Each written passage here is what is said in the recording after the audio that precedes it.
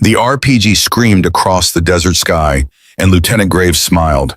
He watched through his scope as the American contractor's vehicle erupted in flames, trapping the man inside the burning wreckage.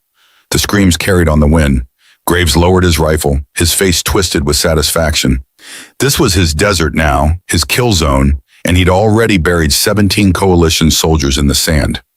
His spotter laughed beside him, counting the seconds until the rescue team would arrive, walking straight into the carefully laid trap. Graves checked his watch. Any minute now the SEALs would come running to save their precious contractor, and when they did, he'd add their tags to his collection. He'd been waiting 3 months for this. The Americans thought they owned this desert. He was about to teach them otherwise. Before we continue, hit that subscribe button right now. You need to see how this ends. Drop a comment telling me what city you're watching from so I can see how far this story travels. Trust me, you won't believe what happens next. The Blackhawks' rotors beat against the desert air like a war drum, and Marcus Hale felt every vibration in his chest. 22 years with the teams, and he could still taste the metal fear before a hot extraction. He stood on the tarmac at Forward Operating Base Phantom, watching the horizon shimmer with heat waves mentally running through the mission parameters for the 14th time. 42 kilometers behind enemy lines. Hostage extraction. High probability of contact. 3 hours until wheels up. Sir, she's here. Marcus turned to see Petty Officer Second Class Jake Devlin, his primary marksman, standing with his arms crossed and his face arranged in that particular expression of disgust that special operators reserve for the truly unbelievable. Marcus followed Devlin's gaze to the Black Hawk that was just touching down, rotors still screaming, and saw her. She couldn't have been more than 5'6". The flight suit hung on her like she'd borrowed it from her older brother. When she stepped off the bird, she had to lean against the rotor wash, and for a moment Marcus thought she might actually blow away across the tarmac. She carried a rifle case that was almost as tall as she was, moving with that careful deliberation of someone who knew everyone was watching. "You've got to be kidding me," Devlin said, and there was real anger in his voice now. "That's our Overwatch Marcus. She looks like she should be pledging a sorority, not running ops behind enemy lines." Marcus watched her cross the tarmac. She didn't look at anyone, didn't acknowledge the stares, just kept walking toward the operations building with her head down and that oversized case gripped in both hands. "That's what Langley sent us," Marcus said quietly. "Langley's lost their minds." Devlin spat into the sand. "We've got a hot extraction in hostile territory and they sent us a teenager with a hunting rifle. What's next? Boy Scouts with BB guns. Can it, Devlin?" But Marcus understood the anger. He'd read Emily Carter's file 3 times and it still didn't make sense. 19 years old, 6 months out of advanced training, 0 combat deployments. And now she was supposed to provide overwatch for one of the most dangerous operations they'd run all year. The math didn't add up, and in this business, when the math didn't add up, people died. The team was already assembled in the briefing room when Marcus walked in. 6 hard men who'd earned their tridents in blood and sand, who'd been running operations together for 3 years. They moved like parts of the same machine, and now they were supposed to trust their lives to a kid who probably still got carded at bars. Emily Carter sat in the back corner, still holding that rifle case. She'd found the least visible chair in the room and folded herself into it like she was trying to disappear. Marcus watched her for a moment. She wasn't looking at anyone, wasn't trying to make eye contact or introduce herself. Smart maybe, or just terrified. "Listen up," Marcus started, but Devlin was already talking. "Hey, new girl, you lost. The Army recruiting office is 3 buildings down." A few snickers. Emily didn't react, didn't even look up.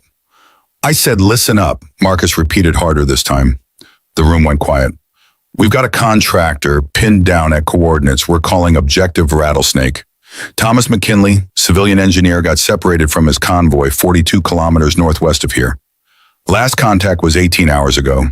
He's holed up in an abandoned compound, and we've got maybe a 6-hour window before the local militia finds him." Marcus pulled up the satellite imagery on the screen. The compound sat in a natural depression, surrounded by low hills and 3 kilometers of open desert on all sides. "It's a kill box," said Chief Petty Officer Raymond Walsh, the team's breacher. "They could have 100 guys in those hills, and we'd never see them until we were already dead. That's why we're bringing Overwatch," Marcus said, and he could feel every eye in the room shift to Emily. "Carter will position here on this ridge 3 kilometers southeast. She'll have eyes on the entire approach and the compound itself. Devlin laughed. It wasn't a friendly sound. 3 kilometers, Marcus. I can barely make that shot with perfect conditions and a spotter. You're telling me the kid's going to cover us from 3 clicks away with what her daddy's deer rifle? Emily spoke for the first time and her voice was so quiet Marcus almost missed it. 3,200 meters, and it's a Remington 700. The room went dead silent. Devlin stared at her like she'd just spoken Martian. What did you just say? Emily looked up and Marcus saw something in her eyes that surprised him. Not fear, not anger, just a flat, calm assessment like she was looking at a math problem. The ridge is 3,200 meters from the compound's north entrance, and it's a Remington 700, not a deer rifle. Modified action custom barrel hand-loaded rounds. I built it myself. Devlin stood up. You built it yourself. You're 19 years old and you built a precision rifle yourself. And now you're going to shoot 3,000 meters in desert conditions with heat shimmer and crosswinds and save all our lives if things go sideways. Is that about right? If things go sideways, yes, sir. Don't call me sir. I work for a living. Devlin looked at Marcus. This is insane. We should be calling this off until we get real support. Marcus felt the tension in the room like a physical weight. He'd been in situations like this before. Teams fragmented when trust broke down, and trust broke down when people didn't believe in each other's capabilities. He could see it happening now, see the team looking at Emily like she was a liability instead of an asset. The mission is a go, Marcus said firmly. Carter's been assigned as our overwatch, and that's final. Devlin, if you have a problem with that, you can take it up with command after we get back. If we get back, Devlin muttered, but he sat down. Marcus continued the briefing, laying out the movement plan, the extraction route, the contingencies if they hit contact. But he could feel the room's attention drifting. They were all thinking the same thing, wondering if the kid in the back corner with her homemade rifle was going to get them all killed. When the briefing ended, the team filed out, already moving into their pre-mission rituals. Equipment checks, weapon maintenance, the small personal ceremonies that kept men sane before walking into hell. Emily stayed in her chair, still holding that rifle case. Marcus walked over at her. Up close, she looked even younger. No makeup, hair pulled back in a simple ponytail, hands that showed calluses from rifle work, but were still too smooth, too unmarked by the kind of hard living that aged operators before their time. You know they don't trust you, Marcus said quietly. Yes, sir. You know why? Because I'm 19 and I've never been in combat, and they think I'm going to get someone killed. Marcus nodded slowly. That's about right. So here's the question, Carter. Are they right to think that Emily finally looked up at him and Marcus saw something that made him reconsider his entire assessment? Her eyes weren't young, weren't naive or scared or uncertain. They were the eyes of someone who'd already calculated every angle, assessed every risk, and made peace with the consequences. No, sir, she said. They're not. How can you be sure? Because I don't miss. It should have sounded like arrogance, like the kind of bravado that got people killed.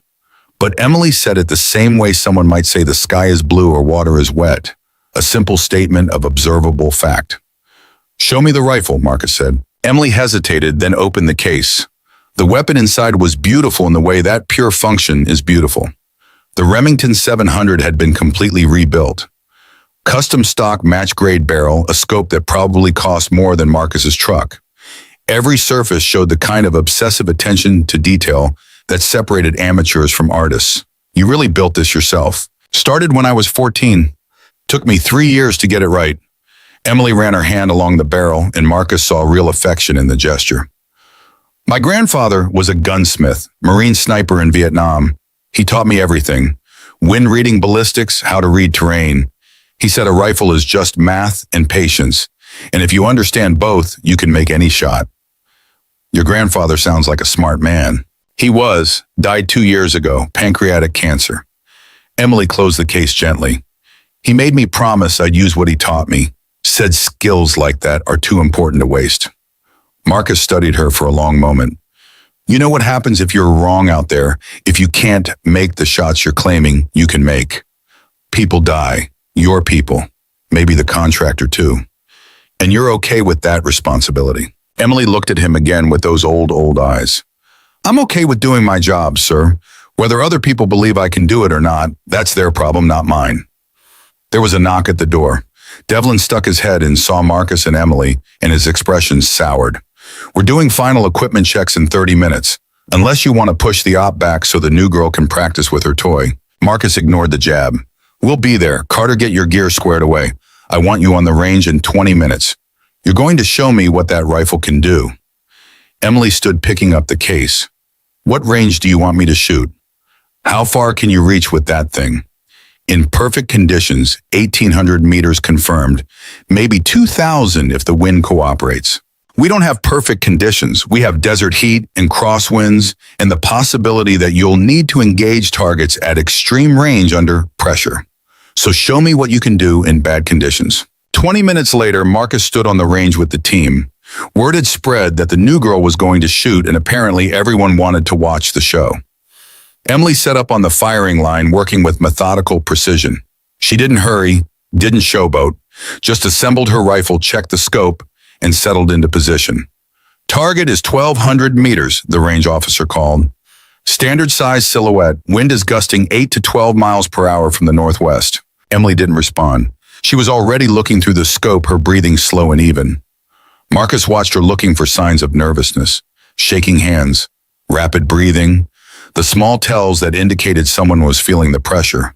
He saw nothing. Emily might as well have been sitting in a library. Whenever you're ready, Carter, Marcus said. Emily's finger touched the trigger.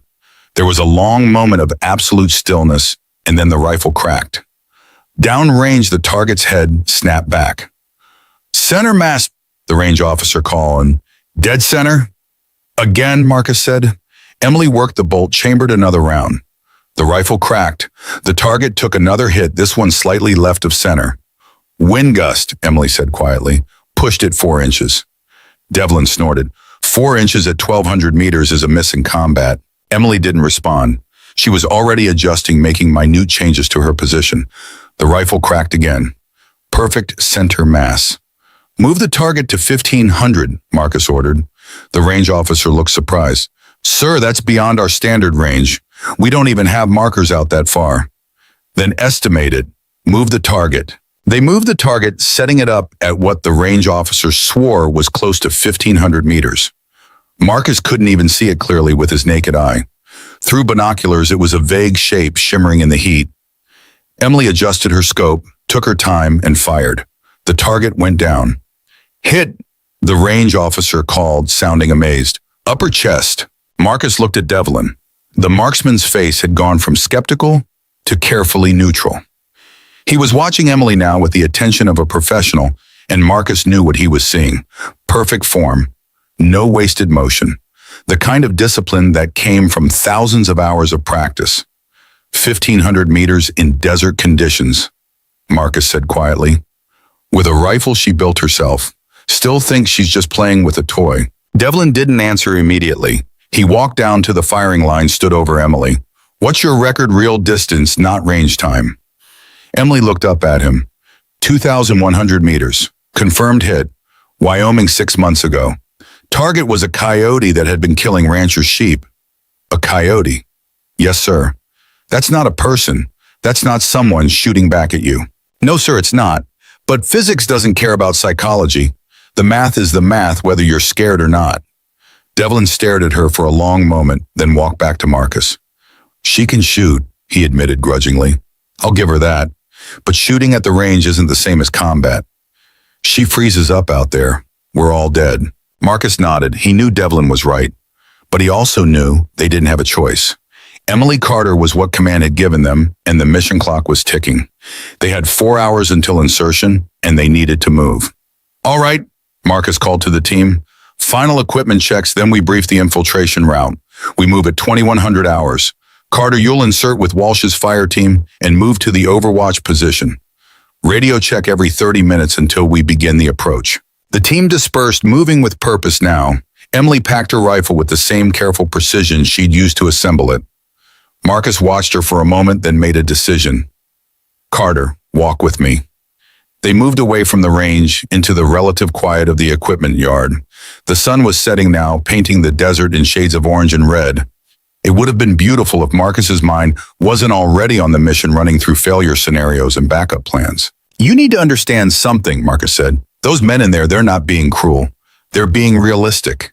We've lost people before, good people, and every time it was because someone wasn't ready, someone wasn't capable, someone froze when it mattered. So when they look at you and see a 19-year-old kid with no combat experience, they're not seeing you. They're seeing everyone we've buried. Emily nodded slowly. I understand, sir. Do you? Because understanding it academically and dealing with it emotionally are two different things. When we're out there and Devlin questions your judgment, when Walsh ignores your call because he doesn't trust your assessment, you can't let it get in your head. You have to stay focused on your job. My job is to keep you alive, Emily said simply. Their feelings about me don't change that. Marcus studied her again, looking for cracks in that calm facade. You're very sure of yourself. I'm sure of my skills, sir. That's different. Emily looked out at the desert and something shifted in her expression. My grandfather used to say that a sniper's greatest weapon isn't the rifle. It's patience, the ability to wait to watch to see what everyone else misses. He said most people go through life half blind because they're too busy, too distracted, too convinced they already know what they're looking at. But a good sniper sees everything, every detail, every pattern, every inconsistency. And you think you're a good sniper. I think I see things other people don't, sir. I always have. It's why I chose this specialty. Not because I'm good at shooting, though I am, but because for the first time in my life, the thing that made me weird, the thing that made me different, suddenly made me valuable. She paused. I won't let you down, Sergeant Hale. I know you don't have any reason to believe that yet, but I won't. Marcus wanted to believe her. He wanted to trust that calm certainty, that quiet confidence. But he'd been in this business too long to trust potential over proven capability. Still, they didn't have another option. Get your gear ready, he said finally. And Carter, when we're out there, I need you to speak up. If you see something, if something feels wrong, I don't care if Devlin or Walsh or anyone else thinks you're being paranoid, you call it out. Understood. Yes, sir. 3 hours later, Marcus stood in the armory checking his kit for the final time. Rifle sidearm, extra magazines, grenades, medical supplies, radio. Everything in its place, everything ready. The ritual was familiar, comforting in its predictability. This was the part he understood, the preparation, the moment before the chaos. Walsh appeared beside him, already geared up. We're loaded, birds are spinning up. You ready for this? Ready as we'll get. Marcus closed his equipment bag. You have concerns about Carter. Walsh considered the question. Honest answer, yeah, but not the same concerns as Devlin. That kid can shoot, I saw that on the range. What I'm worried about is whether she can make the call when it matters. Combat's not about perfect shots. It's about making imperfect decisions under pressure and living with the consequences. You think she can't do that? I think she's never had to, and we're about to find out if she can handle it when the bullets start flying. Walsh hefted his breaching charges. But we're committed now. She's our Overwatch, whether we like it or not, so we better hope she's as good as she thinks she is. The flight out was quiet. The team sat in the Blackhawk's belly, each man alone with his thoughts. Emily sat at the far end, that rifle case between her knees, staring at nothing. Marcus watched her through the green glow of the cabin lights. She didn't look scared, didn't look excited, just focused like she was already running through the mission in her head. Devlin leaned over, shouting to be heard over the rotors. You really trust her to cover us. I trust everyone on this team to do their job, Marcus shouted back. That's not an answer. It's the only answer I've got. The bird dropped altitude, and Marcus felt his stomach lurch. They were 5 minutes from insertion. 5 minutes from walking into hostile territory with a rookie providing Overwatch in a contractor who might already be dead. The math still didn't add up, but the mission was happening anyway because that's how it worked in the real world. You played the hand you were dealt. 2 minutes, the crew chief called. The team stood checking each other's gear with practiced efficiency. Emily struggled with her pack for a moment, and Marcus saw Walsh reach over to help her adjust the straps. A small gesture, but it meant something. Walsh might have doubts, but he wasn't going to let her go into the field with poorly fitted gear. 1 minute. The ramp dropped and desert air rushed in hot and dry and tasting of sand. Marcus could see the landing zone below, a flat stretch of nothing surrounded by more nothing. This was the part he hated most. The transition from the relative safety of the bird to the absolute vulnerability of being on the ground in enemy territory. 30 seconds. Green light. Go, go, go. They hit the ground running. The Black Hawk was already pulling away rotors, screaming, leaving them in sudden terrible silence. Marcus took a knee, scanning the darkness through his night vision. Nothing moved. The desert was empty and vast and utterly hostile. Carter Walsh, you are moving to the overwatch position. Radio check every 30 minutes. If you see anything, and I mean anything, you call it in immediately. Roger that, Walsh said. Emily just nodded. Marcus watched them disappear into the darkness, moving fast and low. Two figures swallowed by the night, and then they were gone, and Marcus was alone with the rest of his team and the long walk to Objective Rattlesnake. All right, he said quietly. Let's move. Standard patrol formation. Eyes open, weapons hot. We're in Indian country now. They moved through the desert like ghosts, using every scrap of cover, every shadow. Marcus led from the front, setting the pace, constantly scanning for threats. Behind him, Devlin and the others followed with the silent precision of men who'd done this 1,000 times. 30 minutes into the patrol, Marcus's radio crackled. Overwatch in position, Emily's voice barely above a whisper. I have eyes on the compound. No movement visible. Copy that, Marcus replied.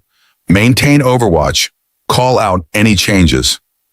Another 30 minutes. They were 2 kilometers from the compound, now moving through a narrow wadi that offered some concealment but also limited their visibility. Marcus didn't like it. Too many blind corners. Too many places for an ambush. His radio crackled again. Emily's voice still quiet but with an edge of urgency. Actual, this is Overwatch. I'm seeing something strange. Marcus held up a fist and the team froze. Define strange. The wind patterns aren't right. I've been watching the sand movement for the last 20 minutes, and there's an inconsistency about 400 meters northwest of the compound. The sand's moving differently there, like there's an obstacle blocking the natural flow. Devlin's voice cut in, dripping with sarcasm. She's calling a halt because the sand's moving funny. Marcus, tell me you're not seriously considering this. Marcus ignored him. Overwatch, can you be more specific? There's something buried in that position. Could be natural rock formation, but the pattern's too regular. If I had to guess, I'd say it's a vehicle or a fighting position that's been deliberately concealed. Marcus pulled up the satellite imagery on his tablet, zooming in on the coordinates Emily had indicated. He saw nothing, just empty desert. I'm not seeing anything on satellite, he said. The imagery is 48 hours old, sir, and if they buried it properly, you wouldn't see it from above. But the wind doesn't lie. There's something there. Devlin keyed his radio. With all due respect, we're not calling off an approach because a rookie thinks the wind looks weird. We have a contractor who needs extraction in a narrow window to get him out. Every minute we waste is a minute the militia gets closer. Marcus stood at a crossroads. Trust the experienced operators who thought Emily was being paranoid, or trust the rookie who claimed she could read stories in the sand that satellite imagery missed. The decision could mean the difference between mission success and walking into a trap. Overwatch, Marcus said slowly. How confident are you in this assessment? There was a pause. When Emily spoke again, her voice was absolutely certain. 100%, sir. There's something there. Marcus made his decision. Team, we're altering the approach route. Wide circle around the indicated position. Overwatch, keep your eyes on that location. If anything moves, if anything changes, you call it immediately. Roger that. Devlin's voice was tight with barely controlled anger. Marcus, this is a mistake. We're adding 30 minutes to our approach time because a kid thinks she sees something that isn't there. Noted. Now shut up and move. They circled wide, adding precious time to the approach. Marcus could feel the team's frustration, could sense their conviction that he was making a terrible mistake. But something in Emily's voice, that absolute certainty, made him trust his instinct. They were halfway through the circle when Emily's voice came back on the radio, urgent now. Actual, I have movement at the indicated position. 2, no 3 individuals emerging from concealment. They're carrying weapons. Looks like an RPG team. Marcus felt ice in his veins. If they'd continued on their original route, they would have walked directly past that position. Would have been caught in the open with an RPG team at perfect range. Good catch, Overwatch, he said quietly. Can you engage? Negative, sir. They're in defilade from my position. I don't have a shot. Copy that. Team, we have confirmed hostiles at the indicated position. RPG team, 3 individuals. They don't know we've spotted them yet. We're going to use that zone. For the next 20 minutes, Marcus maneuvered his team into a flanking position. It was delicate work moving through open desert without being seen, but they'd trained for this. When they were finally in position, the RPG team was 100 meters away, still watching the kill zone they'd prepared, completely unaware that the SEALs had circled around them. On my mark, Marcus whispered into the radio. 3, 2, 1, mark. 3 rifles fired simultaneously. The RPG team went down without a sound. Marcus and his team moved fast, securing the position. What they found made his blood run cold. It wasn't just an RPG team, it was a full ambush position. Buried fighting positions, pre-sighted firing lanes, ammunition caches. If they'd walked into this trap, they would have been slaughtered. Overwatch, Marcus said into the radio. You just saved our lives. How the hell did you see this? The wind, sir. Like I said, it doesn't lie. Devlin stood over one of the dead fighters, his face pale in the moonlight. He keyed his radio. Carter, this is Devlin. I owe you an apology. That was exceptional work. Thank you, sir. Marcus looked at the compound, now just 800 meters away. All right, we know they're expecting us.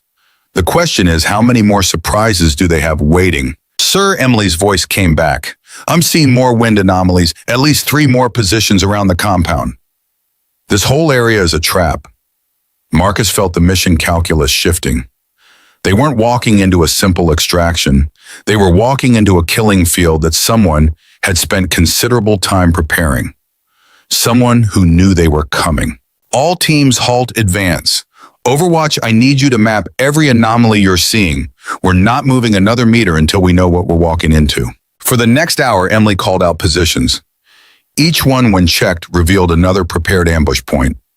Buried weapons, fighting positions, kill zones carefully designed to funnel any rescue attempt into predetermined fields of fire.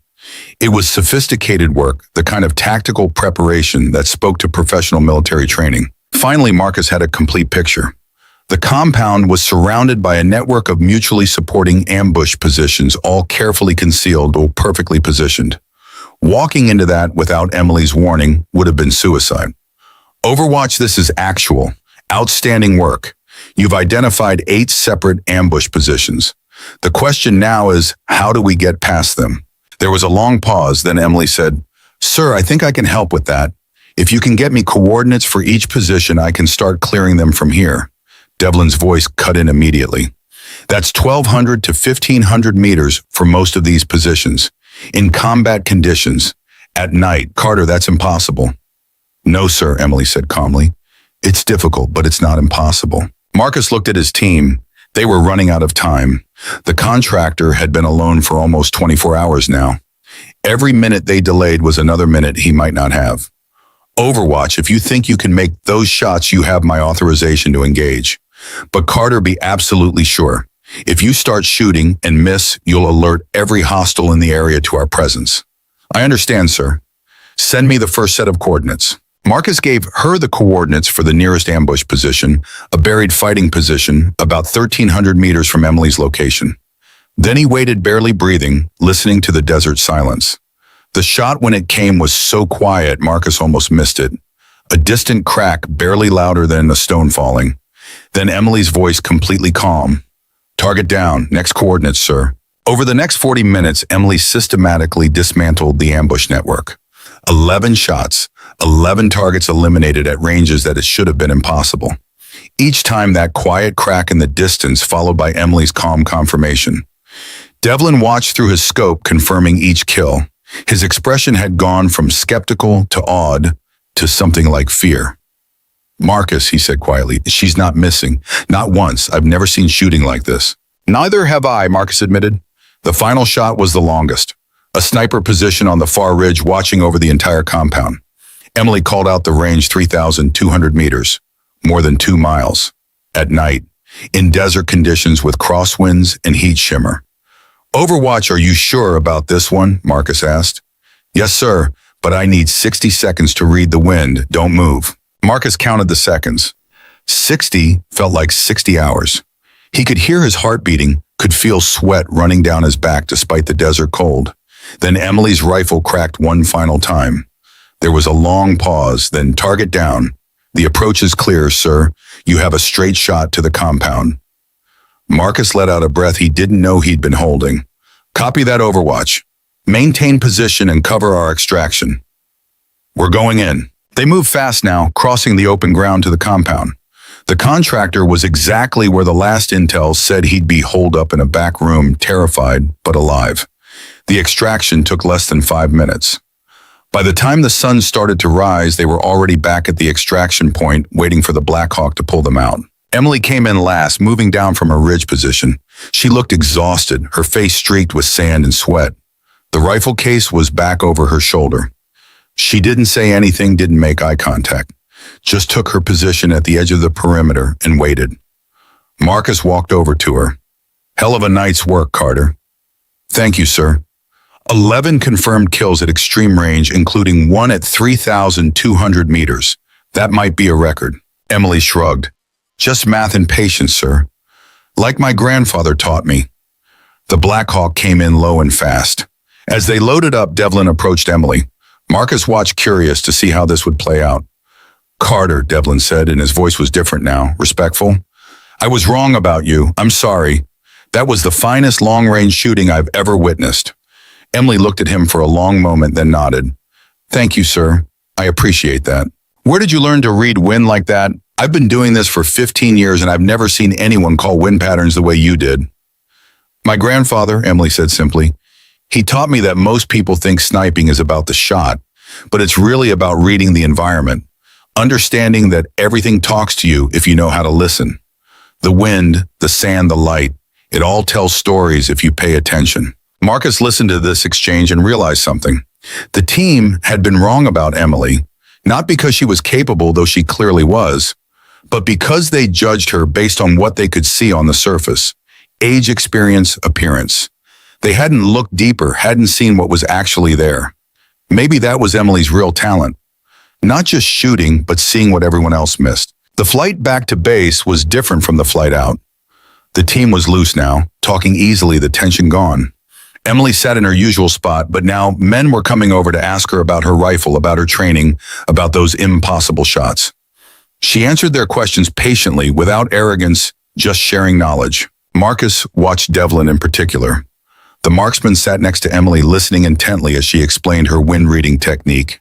There was no more skepticism in his face, just the eager attention of a student learning from a master.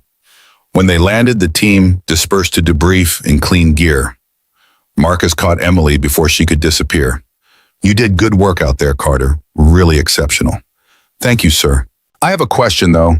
When you called out that first wind anomaly, when you stopped our advance, you knew the whole team thought you were wrong. You knew we were doubting you. How did you stay so certain? Emily considered their question. My grandfather used to tell me a story. When he was in Vietnam, his team was on patrol and he saw something in the tree line. Just a shadow, just a hint of movement. He called a halt. His team leader told him he was seeing things, told him to stop being paranoid. But my grandfather trusted what he saw, and he refused to move forward until they'd cleared that tree line. Turned out there was a full NVA squad waiting in ambush. His certainty, his willingness to trust his eyes over everyone else's doubts saved his entire team. She paused. He taught me that doubt is a luxury a sniper can't afford. When you see something, you have to trust that you see it regardless of what anyone else thinks. Because hesitation, second-guessing yourself, that's what gets people killed. Marcus nodded slowly. Your grandfather sounds like he was a hell of a Marine. He was. I miss him every day. Emily picked up her rifle case. Is there anything else, sir? Just one thing. You are permanently assigned to this team now. I'm putting in the paperwork today. We'd be honored to have you. For the first time since Marcus had met her, Emily smiled. It transformed her face, made her look actually 19 instead of ancient. I'd like that, sir. Thank you. She walked away, and Marcus stood watching her go, thinking about assumptions and trust, and the strange mathematics of combat that meant sometimes the least likely person turned out to be exactly who you needed. Devlin appeared beside him. She's something special, isn't she? Yeah, Marcus agreed. She really is. I've been doing this 22 years, and I've never seen anyone read terrain like that. It's like she can see patterns no one else can see. Think she'll stay with us, or will command pull her for some classified program? I don't know, but while we have her, we better learn everything we can, because that kid just rewrote the book on long-range precision work. They stood there in the desert dawn, watching the sun paint the sky in shades of fire. Somewhere out there, 11 hostile fighters were dead killed by a 19-year-old girl with a rifle she built herself. The math shouldn't have worked, but somehow impossibly it had, and Marcus suspected that Emily Carter was just getting started. The debriefing room felt smaller than it should have. Marcus sat at the head of the table watching his team filter in one by one, their faces showing the kind of bone-deep exhaustion that came after missions like the one they'd just survived. Devlin dropped into his chair with a grunt. Walsh followed, then Rodriguez and Chen. Emily came in last, moving quietly to the far corner, like she was trying to make herself invisible again. Colonel Sarah Hendricks walked in carrying a tablet and a coffee that had probably gone cold an hour ago. She looked at each of them in turn, her expression unreadable. "All right," she said without preamble. "Someone want to tell me how a routine extraction turned into 11 confirmed enemy KIAI and a complete dismantling of what intelligence is now calling the most sophisticated ambush network they've seen in this theater?" Marcus leaned forward. "Ma'am, we walked into a trap, a well-planned, professionally executed trap that would have killed every man on my team if we hadn't identified it before engagement." Hendricks set down her tablet. "The after-action report says Petty Officer Carter identified the ambush positions through wind pattern analysis. Is that accurate?" "Yes, ma'am." "Wind pattern analysis." Hendricks looked at Emily. "Carter, stand up." Emily stood, her hands clasped behind her back, her face carefully neutral. "You're 19 years old," Hendricks said. "You've been out of advanced training for 6 months. You have 0 prior combat deployments. And last night you made 11 confirmed kills at ranges exceeding 1,200 meters, including one at 3,200 meters. How?" Emily's voice was quiet but steady. "Training, ma'am, and observation." "That's not an answer. I've read your file. There's nothing in there that explains this level of performance. So I'm going to ask you again, and this time I want details. How did you identify those positions?" Emily glanced at Marcus. He gave her a small nod. She took a breath. "The wind in desert environments follows predictable patterns based on temperature differential, terrain features, and time of day. When those patterns are disrupted, it indicates an obstacle. Could be natural rock formation, could be vegetation, could be man-made structures. I observed disruptions in the sand movement around the compound that were inconsistent with natural terrain. The patterns suggested buried vehicles or fighting positions, so I reported it." Hendricks studied her. "And the decision to engage at extreme range. Once Sergeant Hale confirmed the positions were hostile, elimination from distance was the tactically sound choice. Minimized risk to the team, maintained operational security, allowed for controlled engagement of multiple targets." "You make it sound simple." "The mechanics are simple, ma'am. The execution requires practice." Devlin spoke up. "Ma'am, if I may, I've been a designated marksman for 15 years. I've trained at every advanced course the Navy offers. What Carter did last night wasn't just practice, it was art. She was reading environmental conditions I couldn't even see and making shots I wouldn't have attempted. That kill at 3,200 meters, that's beyond what most people think is possible." Hendricks turned to him. "You were skeptical of her before the mission." "Yes, ma'am, I was. I was wrong." "Why were you wrong?" Devlin looked at Emily and something passed between them. "Respect, maybe. Recognition. Because I judged her based on what I could see on the surface instead of what she could actually do. I assumed youth and inexperience meant incapability. I was wrong, and if Sergeant Hale had listened to me instead of trusting Carter's assessment, we'd all be dead right now." Hendricks let that hang in the air for a moment. Then she picked up her tablet again. "Intelligence has confirmed that the ambush network was set up by a former Russian Spetsnaz operator named Victor Graves. He's been operating in this region for 8 months, specifically targeting coalition forces. 17 confirmed kills before last night. He's been untouchable because he's careful, professional, and he doesn't make mistakes." Marcus felt ice forming in his gut. "You said before last night. Last night you killed 8 of his men and completely dismantled his operation. Intelligence believes he was personally commanding that ambush, which means he's now aware that we have a sniper capable of operating at extreme range with perfect accuracy, and men like Graves, they don't let something like that go unanswered. The room went quiet. Emily's face had gone very still. "What are you saying, ma'am?" Marcus asked. "I'm saying that Graves is going to come looking for whoever disrupted his operation. And when he figures out it was a 19-year-old girl with a modified Remington 700, he's going to take that personally." Hendricks looked at Emily. "You just made yourself a target, Carter. A very high-value target." Walsh leaned forward. "So we protect her, keep her on base assigned security, make sure Graves can't get to her." "That's one option," Hendricks agreed. "The other option is we use her as bait." The temperature in the room seemed to drop 10 degrees. Marcus stood up. "Absolutely not. Ma'am, with respect, Carter's a valuable asset. Putting her in a position where Graves can target her is tactically unsound." "Is it because from where I'm sitting, we have an enemy operator who's been killing our people for 8 months, and we finally have something he wants badly enough to expose himself for?" Graves is careful. He doesn't take unnecessary risks. But ego pride, the need to prove he's the best, that might make him careless. Emily spoke, her voice cutting through the tension. "What exactly are you proposing, ma'am?" Hendricks turned to her. "We leak information that you'll be providing overwatch for another operation. We make it look accidental, like a communications intercept that wasn't properly secured. Graves gets wind that the sniper who embarrassed him will be in a specific location at a specific time. He comes hunting, and when he does, we're ready for him." "You want to use her as a tethered goat," Devlin said, his voice hard. "Stake her out and wait for the lion to come." "I want to eliminate a threat that's been killing our people for months," Hendricks corrected. "And yes, that involves risk. But calculated risk with proper support is how we win wars."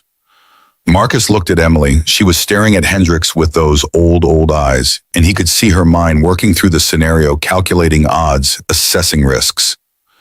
"I'll do it," Emily said quietly. "Carter, you don't have to," Marcus started, but she cut him off. "Yes, sir, I do. If Graves is targeting coalition forces and I can help stop him, that's my job. That's what I signed up for." "You signed up to provide overwatch, not to be bait for a professional killer."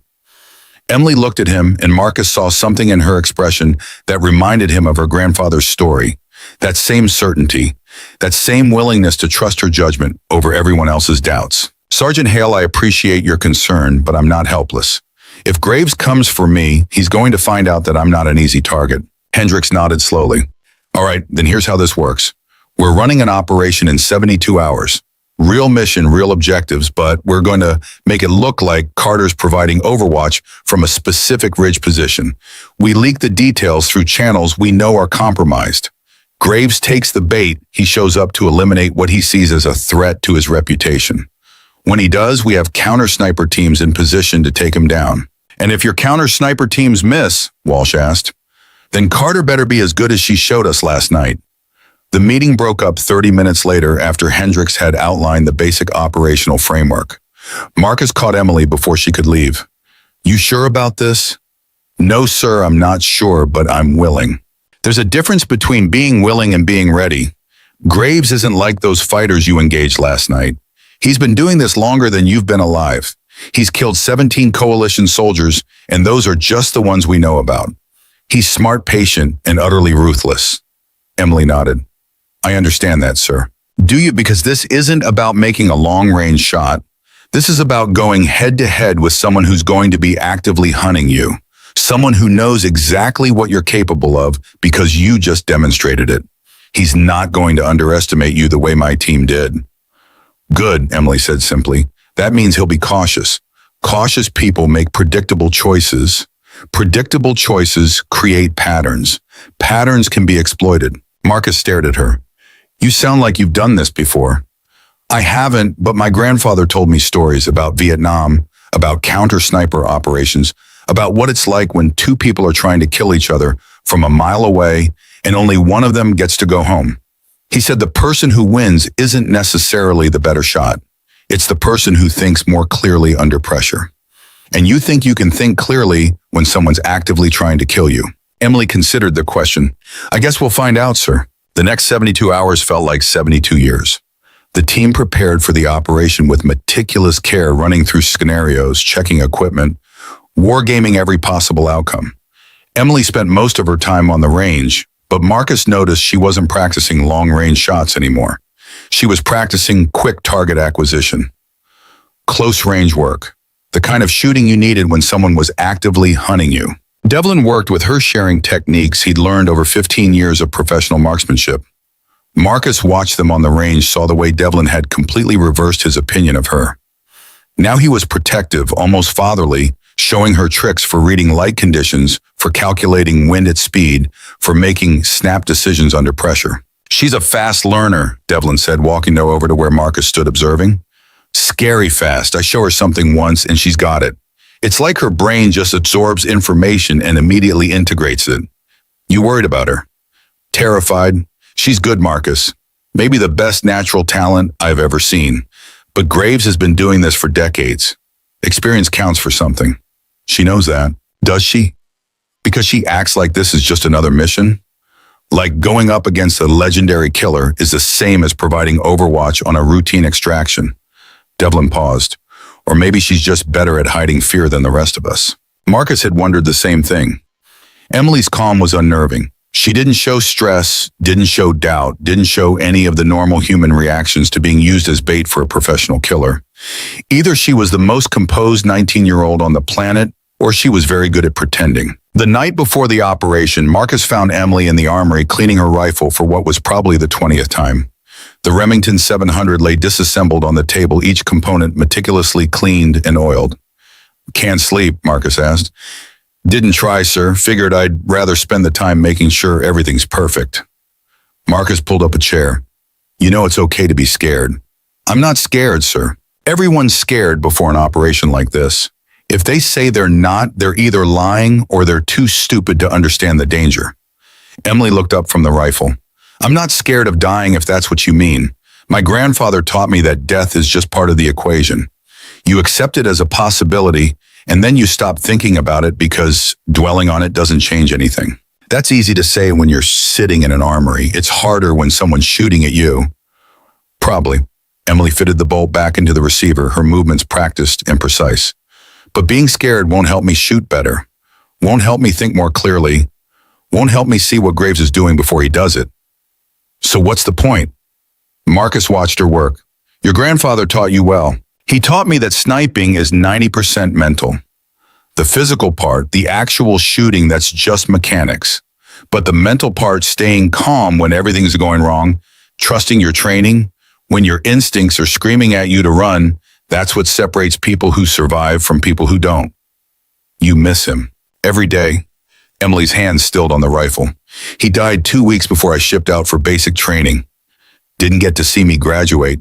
Didn't get to see me earn my trident. Didn't get to see any of this. But I think he knew. At the end, when the cancer was really bad, he made me promise I'd use what he taught me. Said skills like that are too important to waste. So this what I'm doing tomorrow. This is keeping that promise." Marcus nodded slowly. "He'd be proud of you." "Maybe, or maybe he'd tell me I'm being an idiot for agreeing to be bait for a Spetsnaz sniper." Emily smiled slightly. He had a very practical view of risk assessment. They sat in comfortable silence for a while, Emily reassembling her rifle, Marcus watching and thinking about missions and risk and the strange calculus that led young people to volunteer for jobs that might get them killed. "Can I ask you something, sir?" Emily said finally. "Go ahead. Why did you trust me on that first mission when I called out the wind anomaly? You had every reason to think I was wrong. Your whole team thought I was wrong, but you trusted my assessment anyway. Why?" Marcus thought about the question. "Honestly, I'm not entirely sure. Part of it was the certainty in your voice. You weren't guessing, you weren't hedging. You were stating a fact. And part of it was instinct. I've been doing this long enough to know when someone knows what they're talking about, even if I don't understand and how they know it.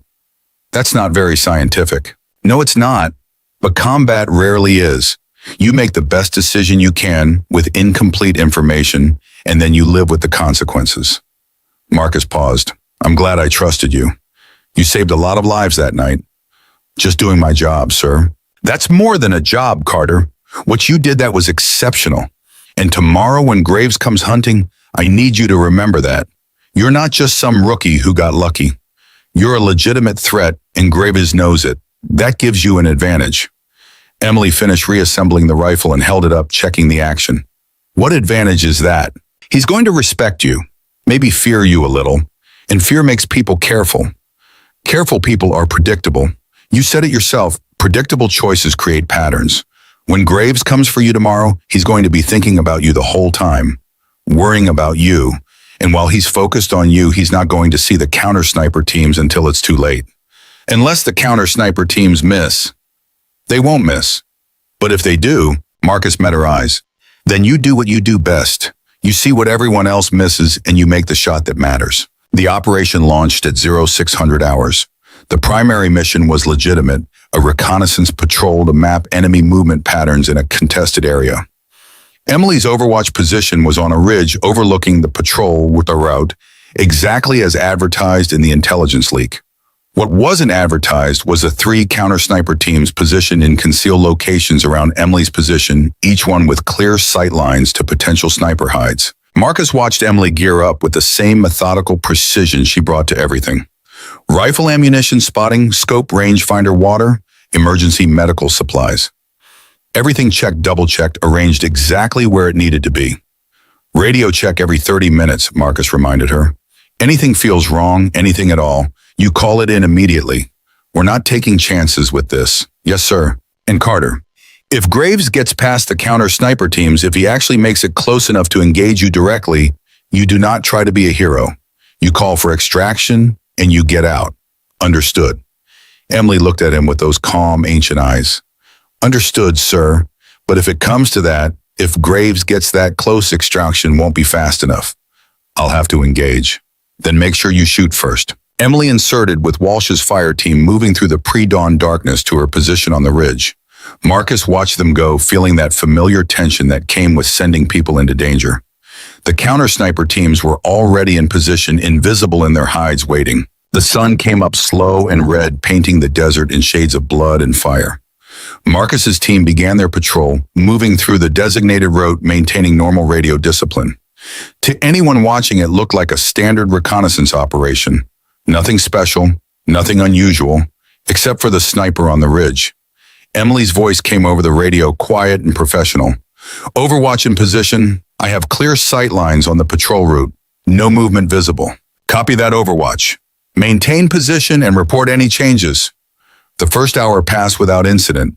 Then the second. Marcus started to wonder if maybe Graves hadn't taken the bait after all.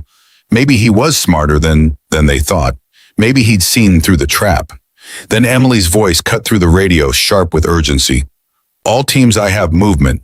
1,200 meters northeast of my position. Single individual, moving tactical, using terrain for concealment. Marcus felt his heart rate spike. Counter-sniper teams, do you have visual? Negative, came the response from CS1. We don't see anything. CS2 negative. CS3 negative. Marcus keyed his radio. Watch, you're sure about this contact? Positive. He's good staying in dead ground using shadows. But I can see him. He's moving toward a position that would give him line of sight on my location. Counter-sniper team's Overwatch has called a contact. Reorient to coordinates she provides. Carter talked them onto the target. For the next 10 minutes, Emily calmly directed the counter-sniper teams, describing exactly where the contact was moving, what route he was taking, where he would emerge. Marcus listened, impressed despite his tension. She was reading the terrain, predicting movement, staying 2 steps ahead of someone she couldn't possibly see clearly at that range. CS1, I have him, one of the counter-sniper teams finally reported, confirming single individual moving tactical. He's setting up in a hide approximately 900 meters from Overwatch's position. Permission to engage. Marcus was about to give the order when Emily's voice cut in. Wait, don't shoot yet. Carter, what are you seeing, Markham? Marcus asked. It's wrong. The position he's choosing, it's good, but it's not perfect. Graves is too professional to choose a merely good position when a perfect one is available. This feels like bait. Hendrix's voice came over the command frequency. Overwatch, we have positive ID on the individual. Facial recognition confirms it's Victor Graves. Counter-sniper teams are authorized to engage. Ma'am, with respect, something's not right, Emily insisted. Give me 2 minutes, let me watch him. There was a pause. Then Hendrix said, You have 1 minute, Carter. Then we're taking the shot. Marcus watched the seconds tick by, barely breathing. The counter-sniper teams had Graves in their sights. One shot and this would all be over. But Emily had asked them to wait, and after what she'd done on the last mission, Marcus was inclined to trust her instincts. "Time's up, Carter," Hendricks said. "CS1, you are clear to engage." "Wait!" Emily's voice was urgent now. "He's not looking at me. He's looking north. There's something else out there. Another shooter." Marcus felt ice flood his veins. "Say again, Overwatch." "There's another shooter. Graves is the bait. Someone else is setting up to take the actual shot. Northeast approximately 1,500 meters from my position. I can see the sun glint off his scope." The radio exploded with chatter. The counter-sniper teams repositioning, trying to acquire the new target. Hendricks demanding confirmation. Walsh asking if they should abort. And through it all, Emily's calm voice. "I have the second shooter, requesting permission to engage." "Negative, Overwatch," Hendricks snapped. "Counter-sniper teams will handle this.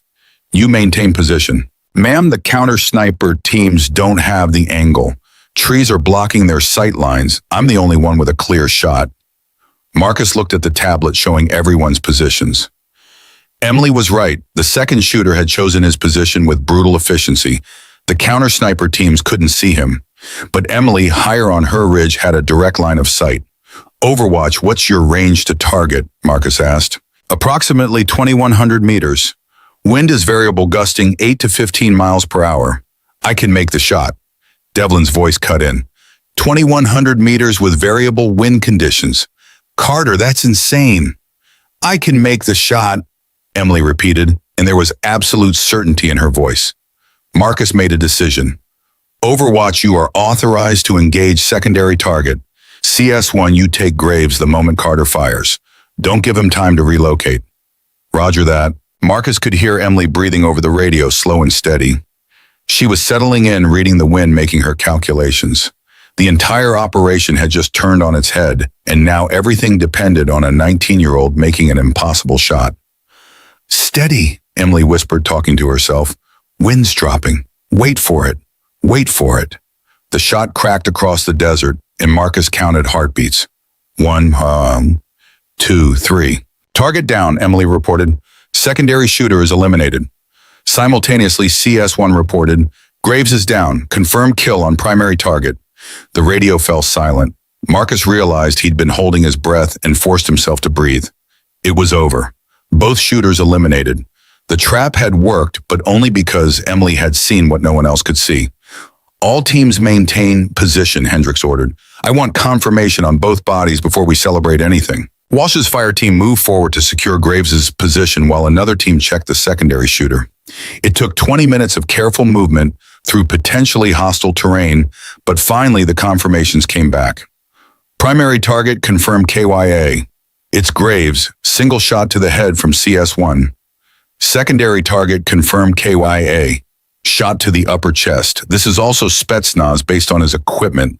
We're running identification now. Marcus felt the tension drain out of him. "Overwatch, that was exceptional work. You just saved this entire operation." "Thank you, sir. Requesting permission to relocate to secondary position. If there were 2 shooters, there might be more." "Granted, move to secondary position and maintain Overwatch. We're going to secure this area before we extract." The next hour was spent carefully clearing the surrounding terrain, looking for any additional threats. They found none. Graves and his partner had been working alone, confident that their plan would succeed. They'd been wrong, and it had cost them their lives. When the extraction finally came, Marcus made sure he was on the bird with Emily. She sat in her usual spot rifle case between her knees, face exhausted but calm. "How did you know?" Marcus asked. "About the second shooter." Emily looked at him. Graves was too exposed. He's supposed to be this legendary operator, but he chose a position that left him vulnerable from multiple directions. That didn't make sense unless he wanted to be seen. And if he wanted to be seen, that meant he was a distraction. So I started looking for what he was distracting us from. And you found it. I found the sun glint off the other shooter's scope. Just for a second, but it was enough. Devlin was sitting across from them, and he leaned forward. "That shot you made. 2,100 meters with variable wind. I couldn't have made that shot. Most people couldn't have made that shot. How did you do it?" Emily shrugged. "I listened to the wind. watched the mirage patterns, calculated the drop and drift. Then I trusted the math and pulled the trigger. You make it sound simple. The mechanics are simple. The hard part is staying calm enough to execute properly. Emily paused. My grandfather used to say that most people miss because they think too much. They start doubting themselves, second-guessing their calculations, worrying about failure. But doubt introduces hesitation, and hesitation introduces error. So you run your numbers, you trust your training, and you make the shot.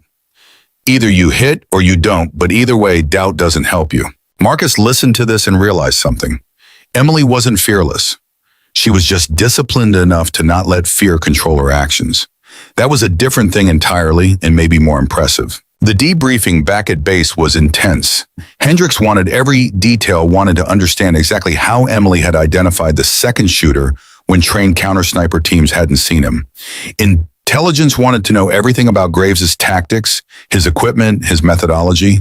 The brass wanted to understand how a 19-year-old had just eliminated one of the most wanted enemy operators in the theater. Emily answered their questions with the same patient precision she brought to everything. Yes, she'd seen the sun glint.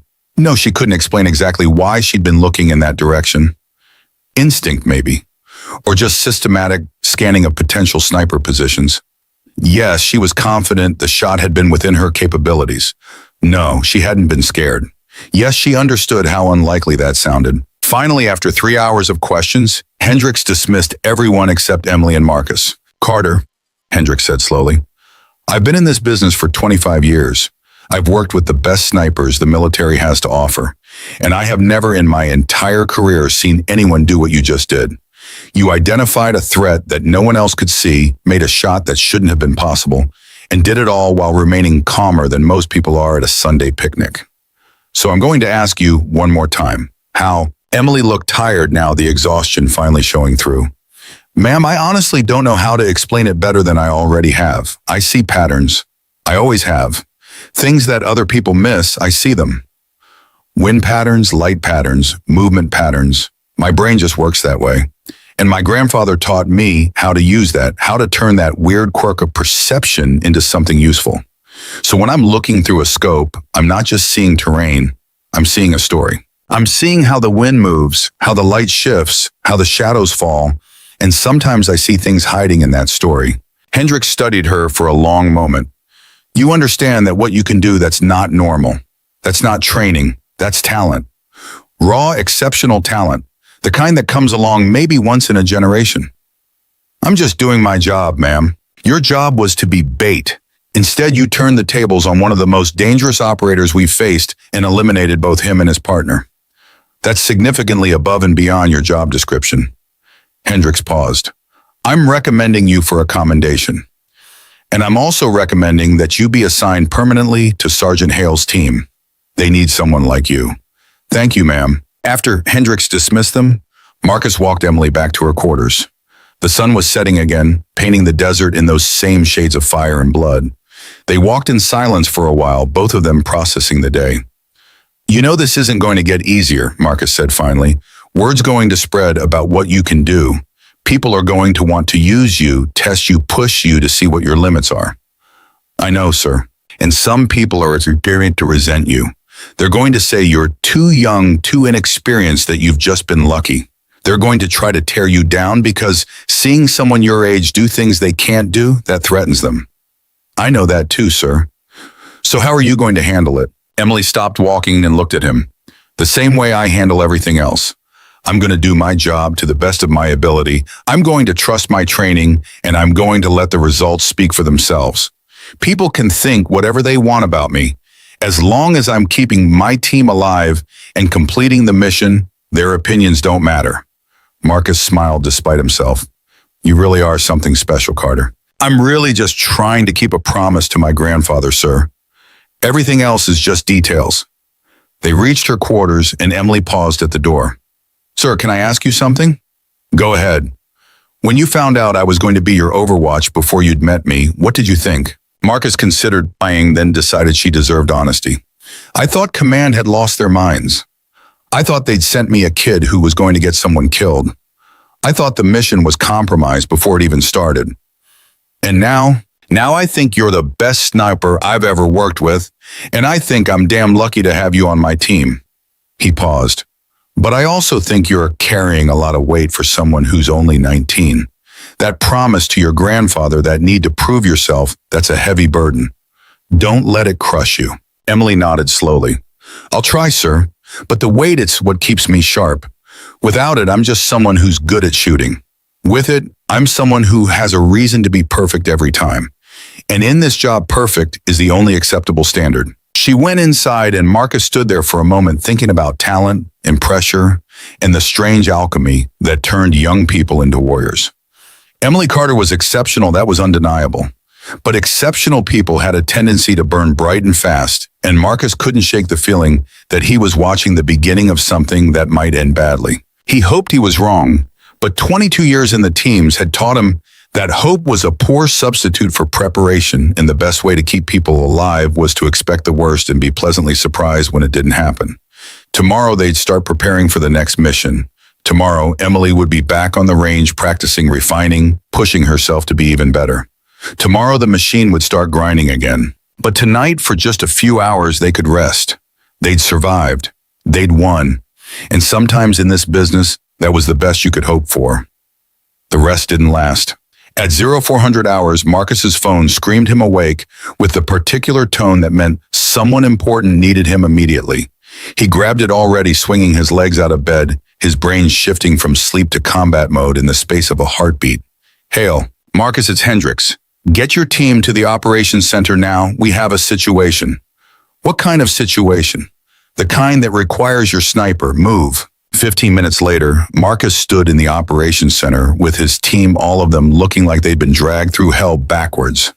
Emily was there too, her hair still wet from a quick shower, her eyes alert despite the early hour. Hendricks stood at the front of the room next to a man Marcus didn't recognize, a civilian in an expensive suit that looked completely out of place on a forward operating base. "This is Daniel Carmichael," Hendricks said without preamble. "He's CIA, and he has a problem that just became our problem." Carmichael stepped forward, his face grim. 12 hours ago, one of our assets in the region sent a panic signal. Dr. Sarah Chen, a civilian scientist working on classified research. She was operating under deep cover in a town called Al-Rashid, approximately 60 kilometers from here. Her last communication indicated she'd been compromised and was being hunted by local militia forces. Marcus felt his jaw tighten. "And you're just telling us this now?" "We had an extraction team en route. They were ambushed 15 kilometers outside the town. 4 dead, 2 wounded. The survivors had to abort. Dr. Chen is now trapped in Al-Rashid with no support, and approximately 200 hostile fighters actively searching for her." 200, Walsh repeated. "You want us to extract 1 civilian from a town occupied by 200 enemy fighters?" "I want you to try," Carmichael said flatly. "Dr. Chen's research is classified above your pay grade, but I can tell you that if it falls into enemy hands, it would be catastrophic for national security. We need her extracted alive, and we need it done in the next 24 hours before the militia moves her to a location we can't reach." Devlin laughed, but there was no humor in it. "This is a suicide mission. You're asking us to walk into a hornet's nest and grab 1 person out of 200 without getting killed. That's not tactical, that's fantasy." "That's the mission," Hendricks said quietly. "And before you ask, yes, it's voluntary. Anyone who wants to sit this one out, no judgment. But we need an answer in the next 10 minutes because the clock is ticking." Marcus looked at his team. He saw exhaustion, saw frustration, saw the calculations running behind their eyes. They just finished a high-risk operation. They were running on fumes, and now they were being asked to do something that, by all rights, should get them killed. "What assets do we have?" Marcus asked. Carmichael pulled up satellite imagery. "Dr. Chen is hiding in an abandoned textile factory on the eastern edge of town. She has no weapons-limited supplies, and approximately 6 hours before the militia completes their search pattern and finds her. The town is surrounded by open terrain on 3 sides, which makes conventional extraction nearly impossible. The militia has checkpoints on all roads, patrols throughout the town, and they're actively hunting for her. So we can't drive in, we can't fly in, and we can't walk in without being seen," Walsh said. "This just gets better and better." Emily spoke up, her voice quiet. "What about Overwatch?" Everyone turned to look at her. Carmichael frowned. I'm sorry, who are you? Petty Officer Emily Carter. Sir, sniper. We don't need a sniper for an extraction. Yes, sir, you do. Emily moved to the map her finger tracing routes. If the town is surrounded by open terrain, that means there are elevated positions around the perimeter with clear sight lines. Put me on one of those positions and I can provide cover while the team moves in. Every time a patrol gets close, I eliminate them. Create enough confusion and the militia won't know where the threat is coming from.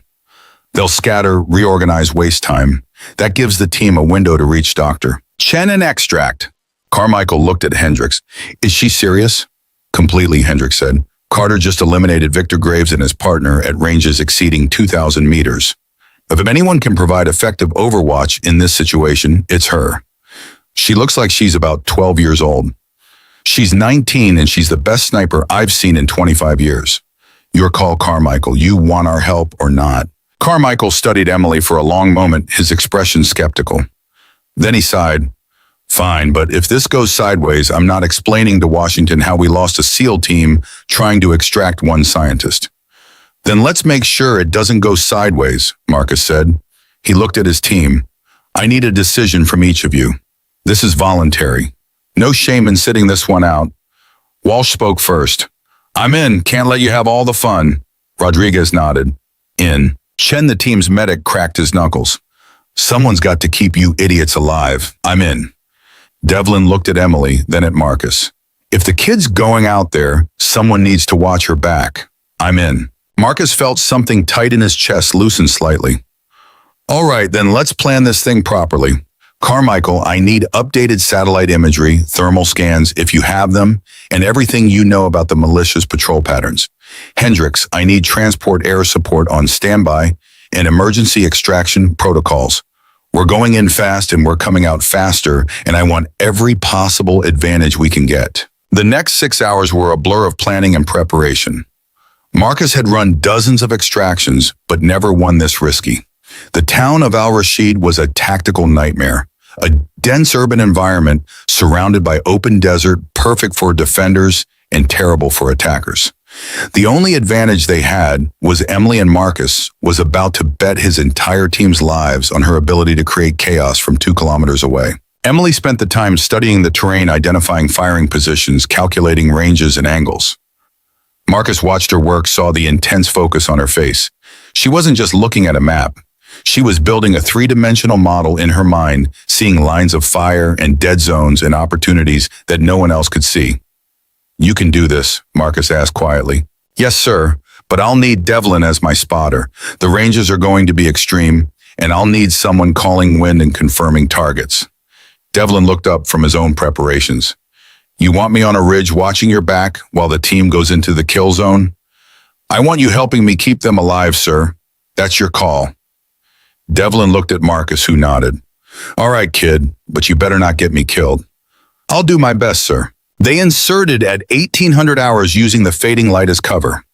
The Black Hawk dropped them 8 kilometers from Al-Rashid, far enough that the noise wouldn't alert the militia. Marcus led his team on foot, moving fast through the desert, using every scrap of terrain for concealment. Emily and Devlin split off 2 kilometers out, heading for the ridge that would give them overwatch of the entire town. Marcus's radio crackled, Emily's voice barely a whisper. Overwatch in position. I have eyes on the town, counting multiple patrols, approximately 30 individuals visible. The factory is on the eastern edge, exactly where Carmichael said. I'm seeing movement around. It looks like they're getting close. How close? Marcus asked, still moving toward the town. Maybe 30 minutes before they search that building. We need to move fast. Marcus picked up the pace, his team flowing behind him like water. They hit the outskirts of Al-Rashid just as the last light faded from the sky. The town was bigger than it had looked on satellite, a warren of narrow streets and crumbling buildings, perfect ambush terrain. Overwatch were at the perimeter. Guide us in. Emily's voice was calm, professional. Copy that. You have a patrol moving toward your position, 3 individuals, 50 meters north.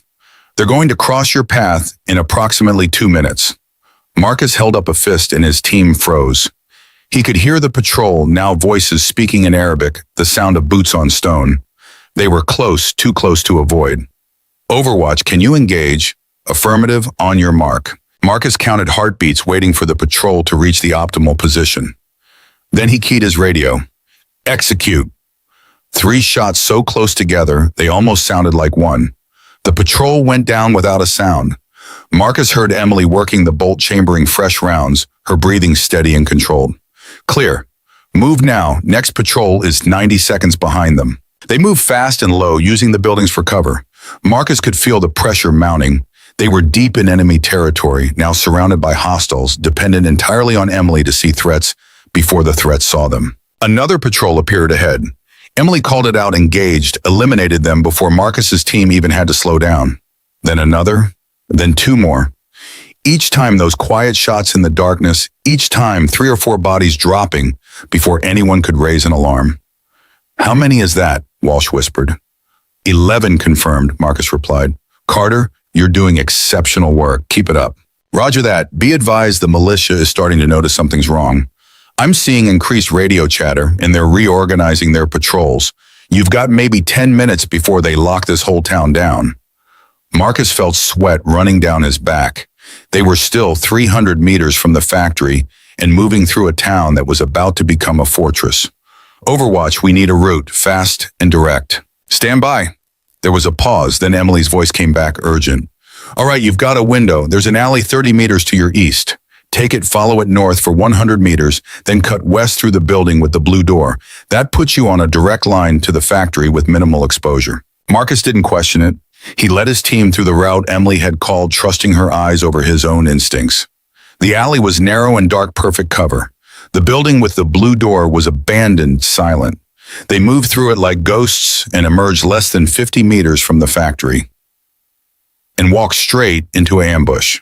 Gunfire erupted from the 3 directions simultaneously. Marcus's team scattered, returning fire, trying to find cover in terrain that didn't have any. Rodriguez went down with a scream, hit in the leg. Chen dragged him behind a pile of rubble, while Walsh and the others laid down, suppressing fire. Overwatch were pinned down, Marcus shouted into his radio. Southwest corner of the factory, taking fire from multiple directions. Emily's voice was tight but controlled. I see you engaging now. Stay down. The rifle cracked and one of the hostile positions went silent. Then another, then a third. But there were too many of them, and they were too close. Marcus saw muzzle flashes from a window 20 meters away, felt rounds snapping past his head. We can't stay here, Walsh shouted. We're getting cut to pieces. Marcus knew he was right. They'd walked into a trap, and now they were paying for it. He was trying to calculate their options, none of them good, when Emily's voice cut through the chaos. Actual, I'm seeing reinforcements moving toward your position. Approximately 40 fighters 2 minutes out. If they reach you, you're done. Marcus felt ice in his veins. They were already barely holding on. 40 more fighters would end this mission permanently. Overwatch, can you slow them down? I can try. Devlin, I need you on the radio coordinating targets. We're about to get very busy. For the next 90 seconds, Emily's rifle became a symphony of death. Marcus heard the shots, heard Devlin calling out targets and ranges, heard Emily's calm acknowledgement, and then the crack of the rifle. The reinforcements trying to reach them started dropping bodies, falling in the street, the advance slowing as confusion spread through their ranks. But it wasn't enough. Some were still getting through, and Marcus's team was running out of ammunition and options. Chen, how's Rodriguez? Marcus shouted. Bleeding bad. I can stabilize him, but we need to move soon or he's going to bleed out. Marcus made a decision. Overwatch, we're going to make a run for the factory. Once we're inside, we'll secure Dr. Chen and hold a position until we can get extraction. I need you to clear our path. Roger that. On my mark, you move. 3, 2, 1 mark. Marcus and his team ran. Behind them, Emily's rifle sang, each shot dropping a hostile who tried to follow. They crashed through the factory door, Walsh clearing corners with brutal efficiency. The interior was a maze of old machinery and shadows. Dr. Chen, Marcus shouted. Dr. Chen, U.S. military, we're here to extract you. A voice called out from the back of the factory. Female terrified. I'm here, 2nd floor, northwest corner. Walsh led the way up a rickety staircase while Marcus and the others secured the ground floor. They found Dr. Chen huddled behind a pile of boxes, a woman in her 30s with short dark hair and eyes that showed the kind of fear that came from days of being hunted. Are you hurt? Walsh asked. No, just scared. She looked at them with desperate hope. Can you really get me out of here? That's the plan, ma'am, but it's going to get rough before it gets better. Marcus's radio crackled, Emily's voice more urgent now. Actual, the militia is regrouping. I count approximately 70 fighters converging on the factory. They know you're in there, and they're preparing to assault the building. Copy that, Overwatch.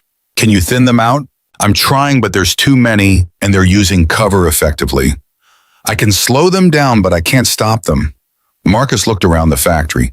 It was defensible barely, but 70 fighters against 5 SEALs, and 1 wounded would be a slaughter. They needed extraction, and they needed it now. Hendricks, this is actual. We have the package, but we're surrounded and taking heavy contact. Request immediate air support and extraction. Hendricks's voice came back tight with tension. Actual air support is 10 minutes out. Can you hold that long? Marcus looked at his team, saw Rodriguez bleeding and pale, saw the exhaustion on everyone's faces. 10 minutes against 70 fighters. The math was brutal. We'll hold, Marcus said, because what else could he say? But tell them to hurry. The assault started 3 minutes later. The militia hit the factory from 2 sides simultaneously, a coordinated attack that spoke to professional training. Marcus's team met them with controlled fire, making every shot count using the factory's layout to create choke points and kill zones. But there were so many of them, and they kept coming. Emily's rifle never stopped. Marcus could hear it through the chaos, that steady rhythm of shots, each one dropping a hostile who got too close or exposed themselves for too long. She was buying them time with every trigger pull, every perfectly placed round. But even she couldn't be everywhere at once. Rodriguez is down, Chen shouted. I've lost his pulse. I need help. Walsh moved to help Chen while Marcus and the others held the line. A hostile got through on the east side and Marcus put 2 rounds in his chest. Another came through a window and Walsh dropped him with a headshot. They were holding but barely, and Marcus could feel the situation deteriorating with every passing second. Air support is 5 minutes out, Hendricks reported. 5 minutes. It might as well have been 5 hours. Marcus's magazine ran dry, and he reloaded with shaking hands, his body running on adrenaline and desperation. This was it. This was how it ended.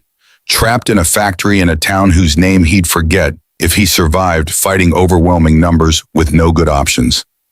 Then Emily's voice cut through the radio, and there was something different in her tone.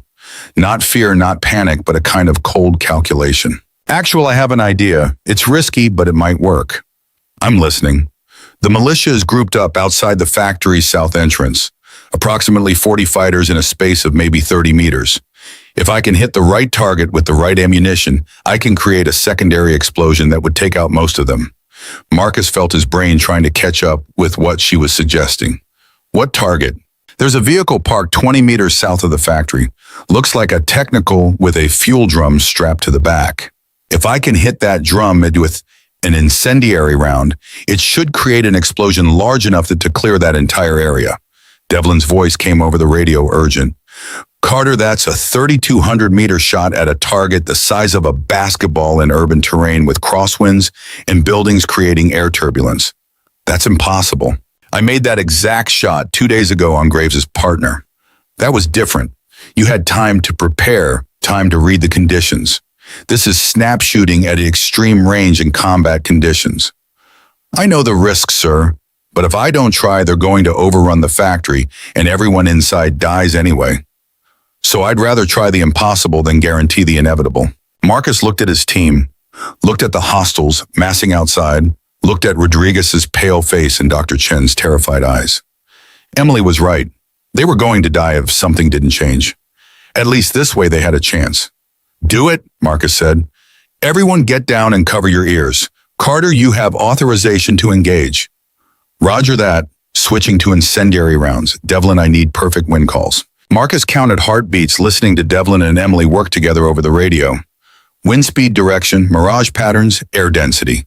They were calculating factors that Marcus couldn't even see, trusting math and physics in Emily's impossible talent to thread a needle from 2 miles away. Shots ready, Emily said quietly. Firing in 3, 2, 1. The rifle cracked. Marcus counted 1 second, 2 seconds, 3 seconds. The explosion lit up the night like a miniature sun. Marcus felt the shock wave through the factory walls, heard the screaming, smelled burning fuel and flesh. When he looked outside, The south entrance was a crater surrounded by bodies and burning debris. The militia's assault had been vaporized in an instant.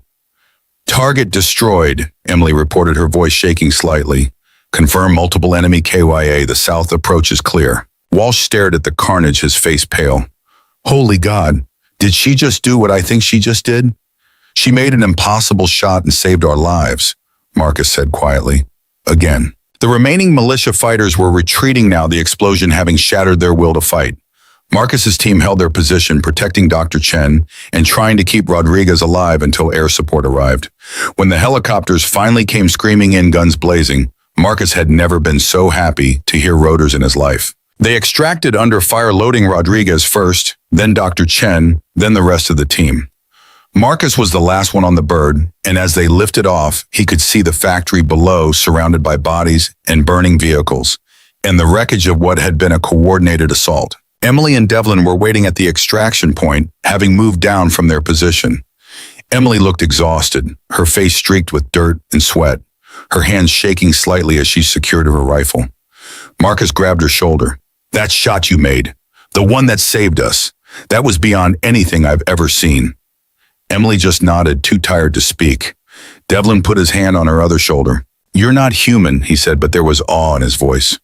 No human being should be able to shoot like that. I was your spotter, and I still don't believe you made that shot.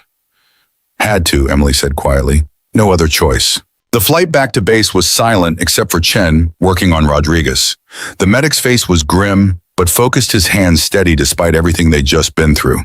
Marcus watched him work and prayed silently that they hadn't lost anyone today. They'd been lucky, impossibly lucky, and he knew it. Rodriguez made it. Chen stabilized him on the flight, and the base hospital took over as soon as they landed.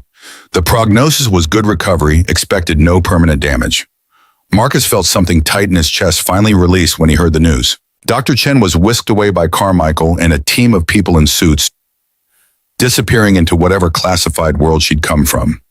She'd thanked Marcus before she left, tears in her eyes told him she owed her life to him and his team. Marcus had just nodded, too tired to explain that she really owed her life to a 19-year-old girl with a rifle. The debriefing lasted 4 hours. Carmichael wanted every detail, wanted to understand how they'd survived what should have been a suicide mission.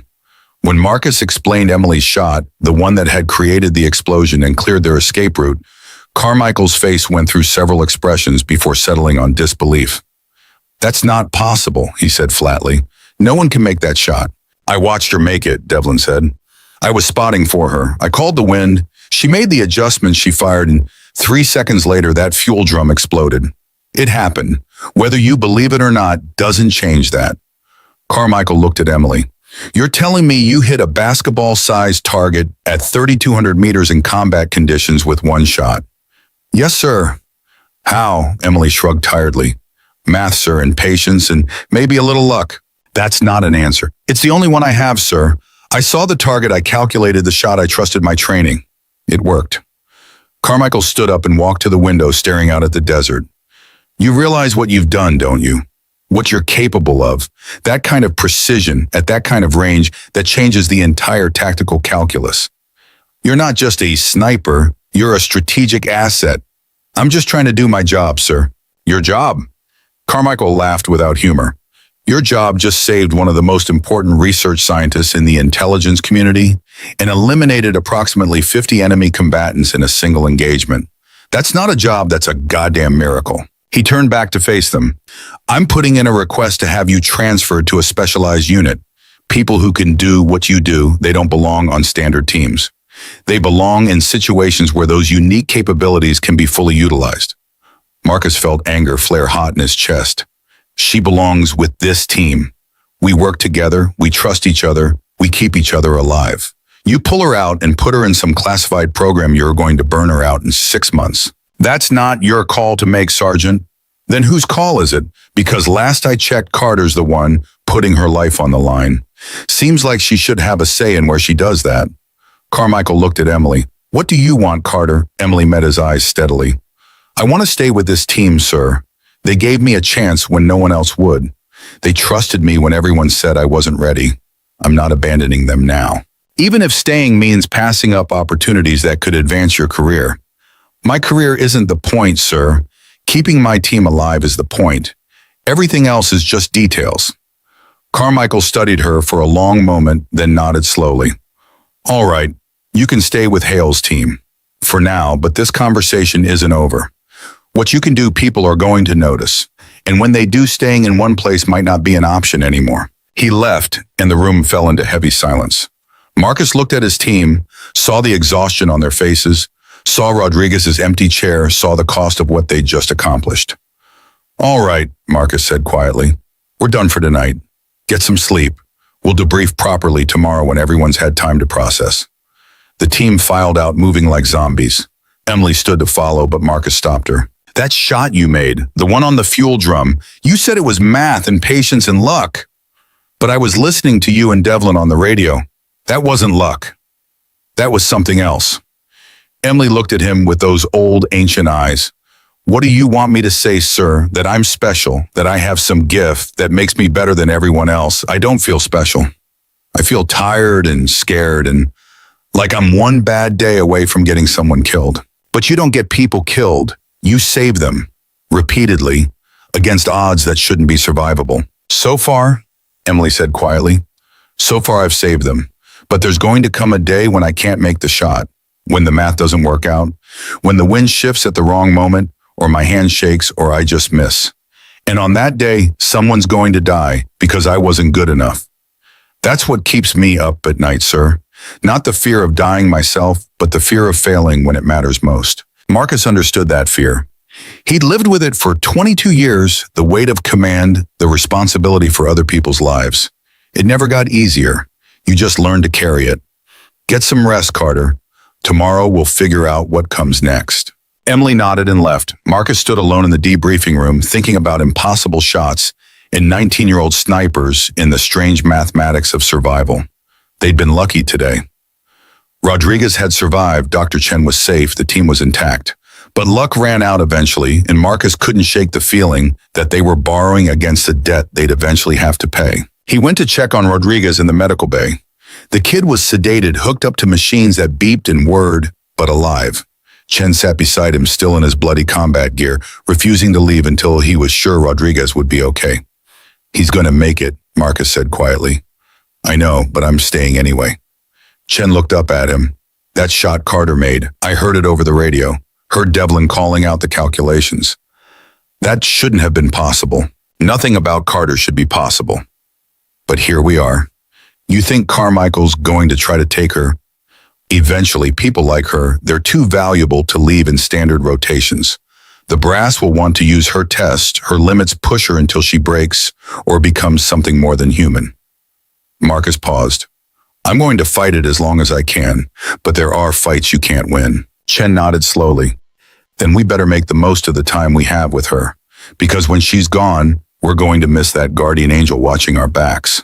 Marcus left Chen with Rodriguez and walked out into the desert night. The stars were infinite, overhead cold and distant and utterly indifferent to human concerns. Somewhere out there, Emily was probably cleaning her rifle, preparing for the next mission, carrying the weight of promises and expectations that would crush most people. But she wasn't most people. She was something rare and precious and dangerous, and Marcus's job was to keep her alive long enough to become whatever she was meant to become. He just hoped he was up to the task, because losing Emily Carter would be like losing the best weapon they had against a world that wanted them all dead. And Marcus had lost enough people already to last a lifetime. 3 days later, Marcus found Emily on the range at 0500 hours, which had apparently become her routine. She was there every morning before dawn, practicing shots that most snipers wouldn't even attempt.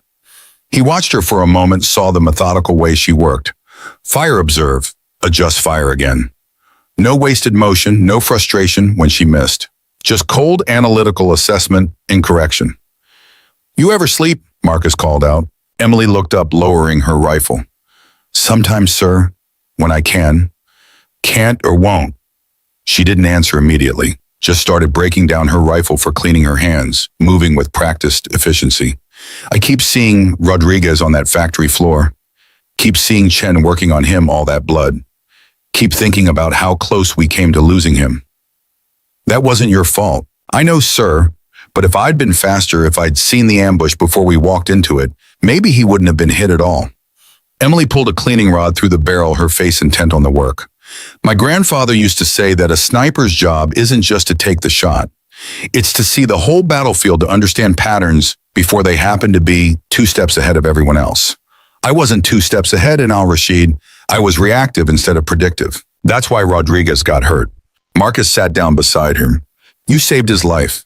You saved all our lives with that shot on the fuel drum. You can't blame yourself for not being perfect. Why not perfect is the standard, isn't it? One mistake and people die. Rodriguez almost died because I made mistakes. Rodriguez almost died because we walked into a tactical nightmare against overwhelming numbers. You want to blame someone? Blame Carmichael for sending us in without proper intelligence. Blame the militia for setting the trap. Hell, blame me for not calling off the operation when I saw how bad the odds were. But don't blame yourself for being human. Emily looked at him, and Marcus saw something crack in that calm facade. I'm scared, sir. Not of dying, but of failing. Every mission, the stakes get higher, the shots get harder, and everyone expects me to be perfect, because I've been perfect so far. But I'm not perfect. I'm just a kid with a rifle who's been lucky, and luck runs out. Marcus had been waiting for this. The pressure, the weight of expectations, the impossible standard Emily had set for herself. It had been building since that first mission, and now it was finally breaking through. You're right, Marcus said quietly. Luck does run out. But what you have, that's not luck. That's skill. Exceptional generational skill. And yes, the pressure is enormous. Yes, people are counting on you, but you know what? You've earned that trust. Not through luck, but through performance. Through making impossible shots when it mattered most. Until I don't. Then you don't, and we adapt. But Carter, you can't live in fear of the one shot you might miss. You'll paralyze yourself. You'll second guess everything. And that's when you actually will fail. Emily went back to cleaning her rifle, her movement slower now. How do you handle it, sir? The responsibility for other people's lives. Badly, Marcus admitted. I've lost people, good people, and every single one of them haunts me. But I learned that you can't carry the weight of every possible failure or you'll never move forward. You do your best, you trust your training, and you accept that sometimes the universe doesn't care how hard you try. That's not very comforting, sir. It's not supposed to be comforting, it's supposed to be true. They sat in silence for a while, watching the sun start to paint the eastern sky in shades of red and gold. Finally, Emily spoke again, her voice barely above a whisper. My grandfather's last words to me were, don't waste it. He meant the gift, the ability to see what others don't see. He spent his whole life developing that skill, and he wanted to make sure I used it for something that mattered. So every time I look through a scope, every time I make a shot, I'm trying to honor that. Trying to prove that his teaching wasn't wasted. But sometimes the weight of that promise feels like it's crushing me. Marcus understood. He'd carried his own promises, his own ghosts. Your grandfather would be proud of you. Not because you're perfect, but because you're trying. Because you're using what he taught you to keep people alive. That's not wasting it. That's the opposite of wasting it. Then why does it feel like I'm drowning? Because you're 19 years old and you've been thrown into situations that would break people twice your age. Because everyone's treating you like a miracle instead of a person. Because the things you can do are so far beyond normal that people forget you're still learning, still growing, still human. Marcus paused. You need to give yourself permission to be imperfect, Carter. Because the standard you're holding yourself to, nobody can maintain that forever. Emily nodded slowly, but Marcus could see she wasn't convinced. The weight was still there, pressing down on her, and he didn't know how to lift it. Maybe nobody could. His radio crackled, Hendrick's voice urgent. Marcus, get to operations immediately. We have a situation developing. Marcus and Emily reached the operations center to find it in controlled chaos. Hendrick stood at the center, barking orders, her face grim. Carmichael was there too, along with several officers Marcus didn't recognize. When Hendrick saw them, she waved them over. We have a hostage situation. 20 minutes ago, a school bus carrying children of coalition personnel was ambushed on Route 7. The driver is dead, the escort vehicle was destroyed, and approximately 15 children between the ages of 6 and 12 are now being held by an unknown militia group. Marcus felt ice flood his veins. Where? They've moved the bus to an abandoned compound 8 kilometers northeast of here. We have drone footage. Hendricks pulled up a video feed showing an old concrete building surrounded by desert. The bus sat in a courtyard surrounded by armed men. We're counting 12 hostiles, all armed with automatic weapons. They're demanding the release of prisoners we don't have and threatening to execute one child every hour until their demands are met. How long until the first execution? Marcus asked. Hendricks checked her watch. 38 minutes. Carmichael stepped forward. We're assembling a hostage rescue team, but they're 2 hours out. We need someone on site now providing intelligence and ready to act if the situation deteriorates before the rescue team arrives. Marcus looked at the drone feed, his tactical mind already working through scenarios. That compound has clear sight lines all around it. Any approach is going to be spotted long before we get close. They'll start executing children the moment they see us coming. That's where Carter comes in, Hendricks said, looking at Emily. There's a ridge approximately 1,800 meters from the compound. Perfect overwatch position. If the situation goes critical before the rescue team arrives, Carter can provide precision fire to neutralize threats while a small team moves in to secure the children. Emily was staring at the feed, her face pale. Those are children. Yes, they are, Hendricks said quietly, which is why we need the best sniper we have in position. Carter, I know this is asking a lot, but those kids need someone who can make impossible shots, and you've proven you can do exactly that. If I miss, children die. If you don't try, children definitely die. Those are the options we're working with. Marcus watched Emily's face, saw the fear there, the weight of what was being asked. This wasn't enemy combatants. This wasn't even trained soldiers. This was children, innocent kids whose only crime was having parents who worked for the coalition. I'll do it, Emily said, her voice shaking. But sir, I need to be clear. Shooting with hostages involved especially children. That's the hardest scenario there is. The margin for error is zero. If a child moves at the wrong moment, if I miscalculate by even an inch, I could hit them instead of the hostile. The risk is enormous. I understand that, Hendricks said, but we're out of good options. All we have are degrees of bad, and this is the least bad option available. 20 minutes later, Marcus and Emily were in a helicopter racing toward the compound. Devlin was with them, serving as spotter again. The rest of the team would follow in a second bird, ready to move in if Emily cleared enough targets to make an assault feasible. Emily was quiet, staring out the window, her hands gripping her rifle case so tight her knuckles were white. Marcus wanted to say something reassuring, but he didn't have any comforting words. This was a nightmare scenario, and they all knew it. Carter, Devlin said quietly, you can do this. I've seen what you're capable of. If anyone can make these shots, it's you. And if I can't, then we find another way. But I'm betting you can. They inserted a kilometer from the ridge, moving fast through the desert. Marcus could hear his heart pounding, could taste copper fear. This was different from their previous operations. This wasn't about completing a mission or eliminating enemy threats. This was about saving children, and the stakes felt immeasurably higher. Emily sat up on the ridge with Devlin beside her. Marcus stayed back, watching through binoculars. The compound was exactly as the drone footage had shown. The bus sat in the courtyard, windows covered. 12 hostiles visible, moving with the nervous energy of people who knew they were cornered. Overwatch in position, Emily reported. I have eyes on the compound. 12 hostiles confirmed, unable to see inside. The bus windows are blocked. Copy that, Overwatch. Rescue team is 90 minutes out.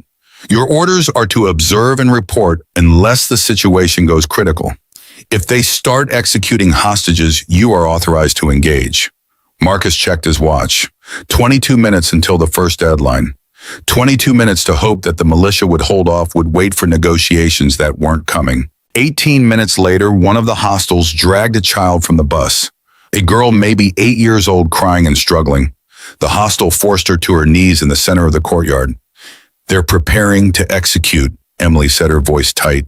Female child, approximately 8 years old. One hostile standing behind her with a pistol. Marcus felt his blood turn to ice. Overwatch, you have authorization to engage. Take the shot. Sir, there are other hostiles within 2 meters of the child. If any of them react when I fire, if they grab her or fall on her, she could be injured. I understand the risks. Take the shot. Emily didn't respond immediately. Marcus could hear her breathing over the radio, could imagine her running calculations, assessing angles, calculating risks. Every second felt like an hour. Shot ready, Emily said finally. Firing. The rifle cracked. Through the binoculars, Marcus saw the hostile's head snap back. The man dropped instantly, the pistol falling from nerveless fingers. The child screamed and ran, and for a terrible moment, Marcus thought another hostile would shoot her. But the militia was confused, scattered, trying to figure out where the shot had come from. Target down, Emily reported. Child is moving toward cover. Remaining hostiles are repositioning. How many can you see? 9. 3 went into the bus. Sir, if they start using the children as shields, I won't be able to engage without risking civilian casualties. Marcus keyed his radio to the command frequency. Hendricks, they've started executing hostages. Overwatch eliminated one threat, but we need the rescue team now. If the remaining hostiles use the children as human shields, we're done. Rescue team is 60 minutes out. Can Carter keep them pinned? Marcus looked at Emily, saw the tension in her shoulders, the way her hands were locked on the rifle. Carter, can you keep them from executing more children for an hour? I can try, sir, but they know someone's shooting now. They're going to be more careful. For the next 45 minutes, Emily fought a silent war. Every time a hostile moved toward the bus, every time someone looked like they were preparing to grab another child, Emily's rifle would crack and another body would drop. She was shooting at ranges between 14 and 1,800 meters, making precision shots while children's lives hung in the balance. Marcus watched in awe as she worked. This wasn't the calm, methodical shooting he'd seen on the range. This was combat sniping at its highest level. Rapid target acquisition and engagement, trusting instinct and training when there was no time for careful calculation. 7 hostiles down, Emily reported, her voice hoarse. 5 remaining, all inside the bus. Sir, I can't engage them without risking the children. They're using the kids as cover. Copy that. Rescue team is 15 minutes out. Hold position and be ready to provide covering fire when they assault. Those 15 minutes felt like 15 years. Marcus could see the remaining hostiles through the bus windows, could see them moving among the children, using them as shields. Emily had her rifle trained on the bus, waiting for any opening, any shot that wouldn't risk a child's life. The rescue team came in fast, 2 helicopters dropping operators who moved with professional precision. The remaining hostiles opened fire using the bus for cover. Children were screaming, the sound carrying across the desert like knives. Overwatch, I need you to cover the rescue team's approach, Marcus ordered. Any hostile who exposes themselves, you take them. Roger that. Emily's rifle became a metronome of death. Every time a hostile looked out a window to shoot, Emily put a round through them. The rescue team used the suppression to close the distance, breaching the bus with flashbangs and overwhelming force. 30 seconds of chaos, gunfire, and screaming, and then silence. Bus is secure, the rescue team leader reported. All hostiles neutralized. We have 15 children, all alive. 3 with minor injuries, none critical. Extraction in progress. Marcus felt something tight in his chest release. They'd done it. The children were safe. Emily had made impossible shots under impossible pressure and hadn't missed once. Overwatch, that was exceptional work. Secure your position and prepare for extraction. There was no response. Marcus frowned. Carter acknowledged. Still nothing. Marcus looked over at Emily's position and felt ice flood his veins. She was slumped over her rifle, her body shaking. Devlin was beside her, his hand on her shoulder, talking urgently. Marcus ran. By the time he reached them, Emily was crying great racking sobs that shook her whole body. The rifle lay forgotten beside her. She held it together until the children were safe, Devlin said quietly. Then she just broke. Marcus knelt beside Emily. Carter, you did it. The children are alive because of you. I almost missed, Emily choked out between sobs. That third shot, the hostile moved at the last second. The round passed 6 inches from a child's head. 6 inches. I almost killed a little girl. But you didn't. You made the shot exactly where it needed to be. This time, what about next time? What about when my hand shakes or the wind shifts or I just miss? What about when I'm the one who gets a child killed? Emily looked up at him with red, swollen eyes. I can't do this anymore, sir. I can't carry this weight. Every shot is life or death now, and I'm terrified that the next one is going to be the one where I fail. Marcus pulled her into a hug, feeling her shake against him. This was what he had been afraid of. The breaking point, the moment when the pressure became too much. Emily had been holding it together through sheer force of will, but even will had limits. You don't have to do this, Marcus said quietly. You can walk away. Nobody would blame you. You've done more than anyone could ask. I made a promise to my grandfather. Your grandfather would understand. He was a sniper. He knew what this job costs. And I guarantee he wouldn't want you destroying yourself to trying to honor a promise he made you keep. Emily pulled back, wiping her eyes. I don't know how to be anything else. This is who I am. Take away the rifle and I'm just a scared kid with no purpose. That's not true. You're brilliant, talented, capable. You could do anything you wanted. But this is what I'm good at. This is what matters. Those children are alive because I can make shots nobody else can make. How do I walk away from that? Marcus didn't have an answer. It was the eternal question for people like Emily, people with gifts that made them invaluable in terrible situations. How do you step away when you know people will die without you? The extraction helicopter arrived, and they loaded up Emily, sitting silently with her rifle case clutched to her chest. Devlin sat beside her, not saying anything, just present. Marcus watched them and wondered how long Emily could keep doing this before it destroyed her completely. Back at base, Hendricks was waiting with Carmichael and a woman Marcus didn't recognize. She was in her 50s with short gray hair and the kind of face that had seen everything. This is Dr. Patricia Morrison, Hendricks said. She's a psychologist who specializes in working with special operations personnel. I've asked her to speak with Carter. I don't need a therapist, Emily said quietly. With respect, you do, Hendricks replied. Carter, you just saved 15 children's lives. But Devlin tells me you had a breakdown immediately after. That's concerning. We need to make sure you're okay to continue operating. I'm fine. You're not fine, Dr. Morrison said gently. And that's okay. What you're experiencing is a completely normal response to extraordinary pressure. But we need to talk about it before you go back out there.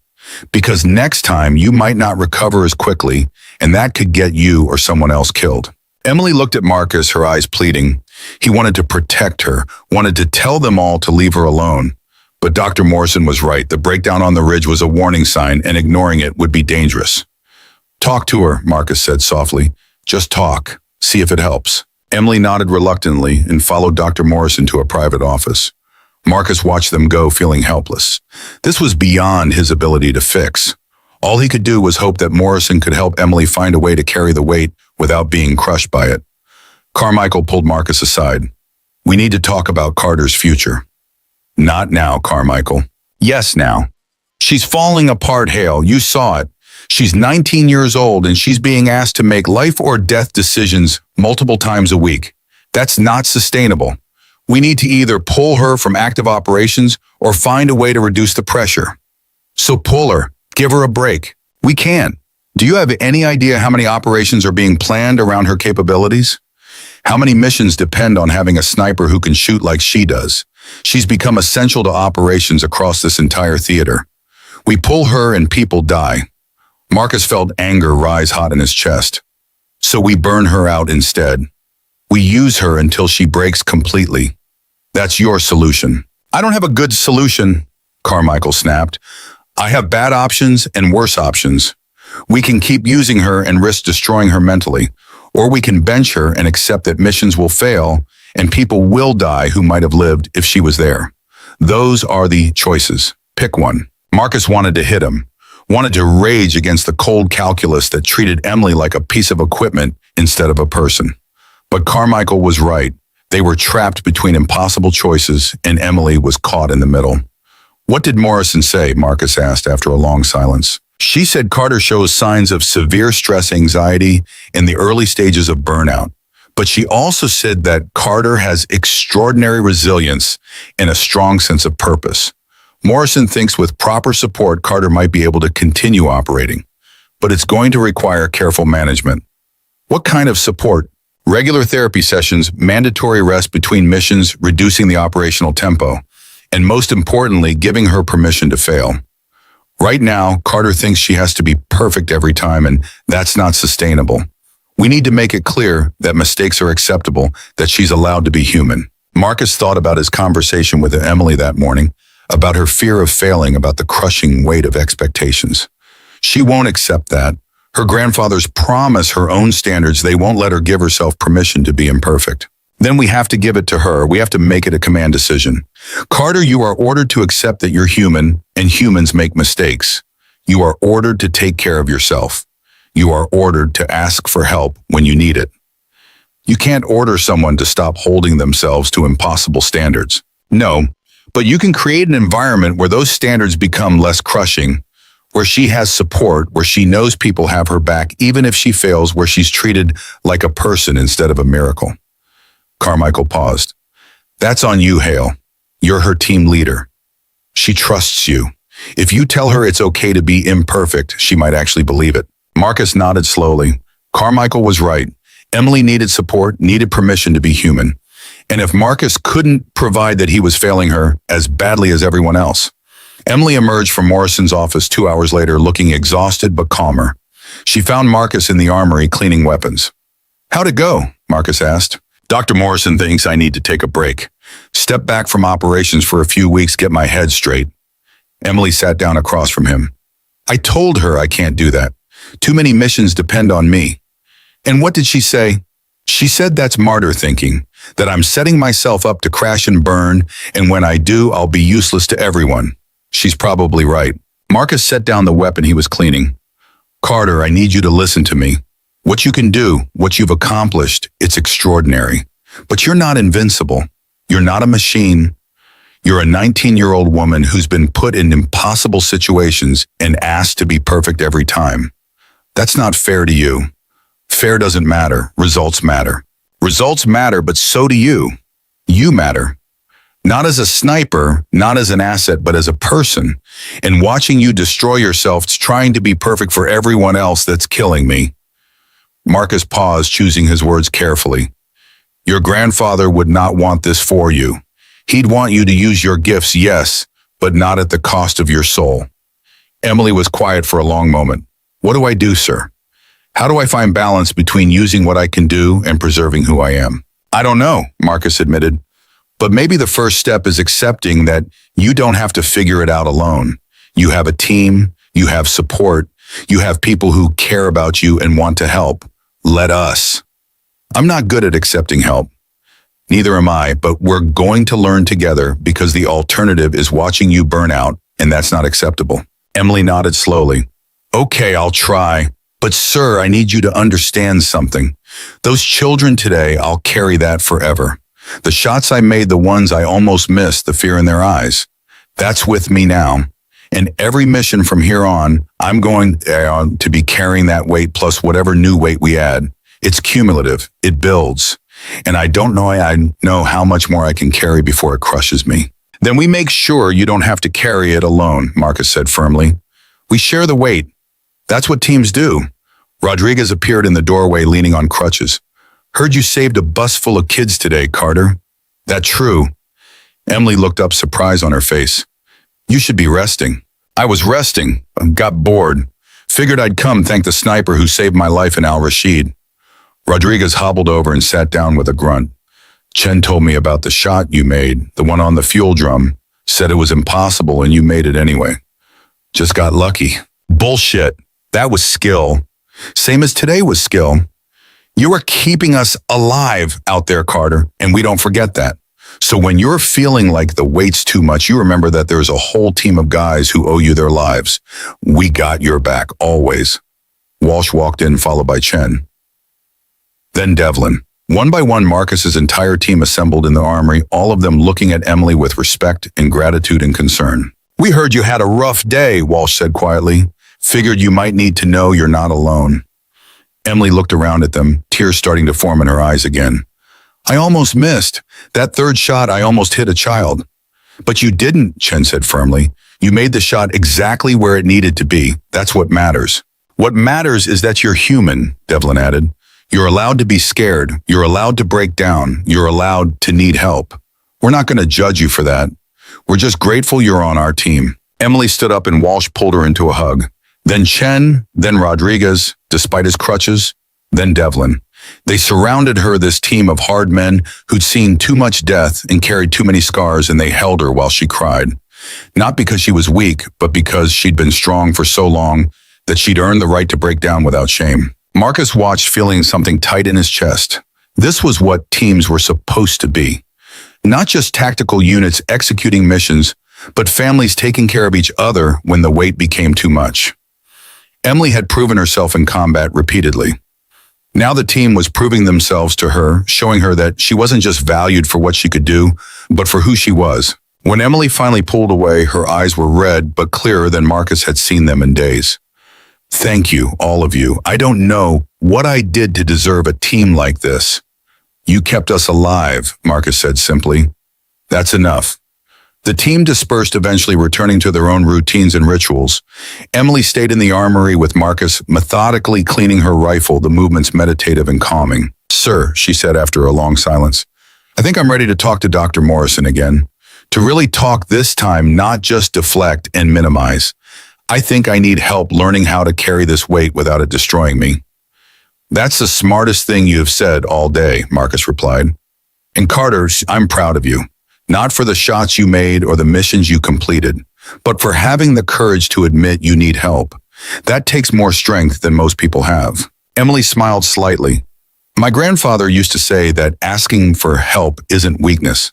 It's intelligence. Smart people recognize their limits and find ways to work within them.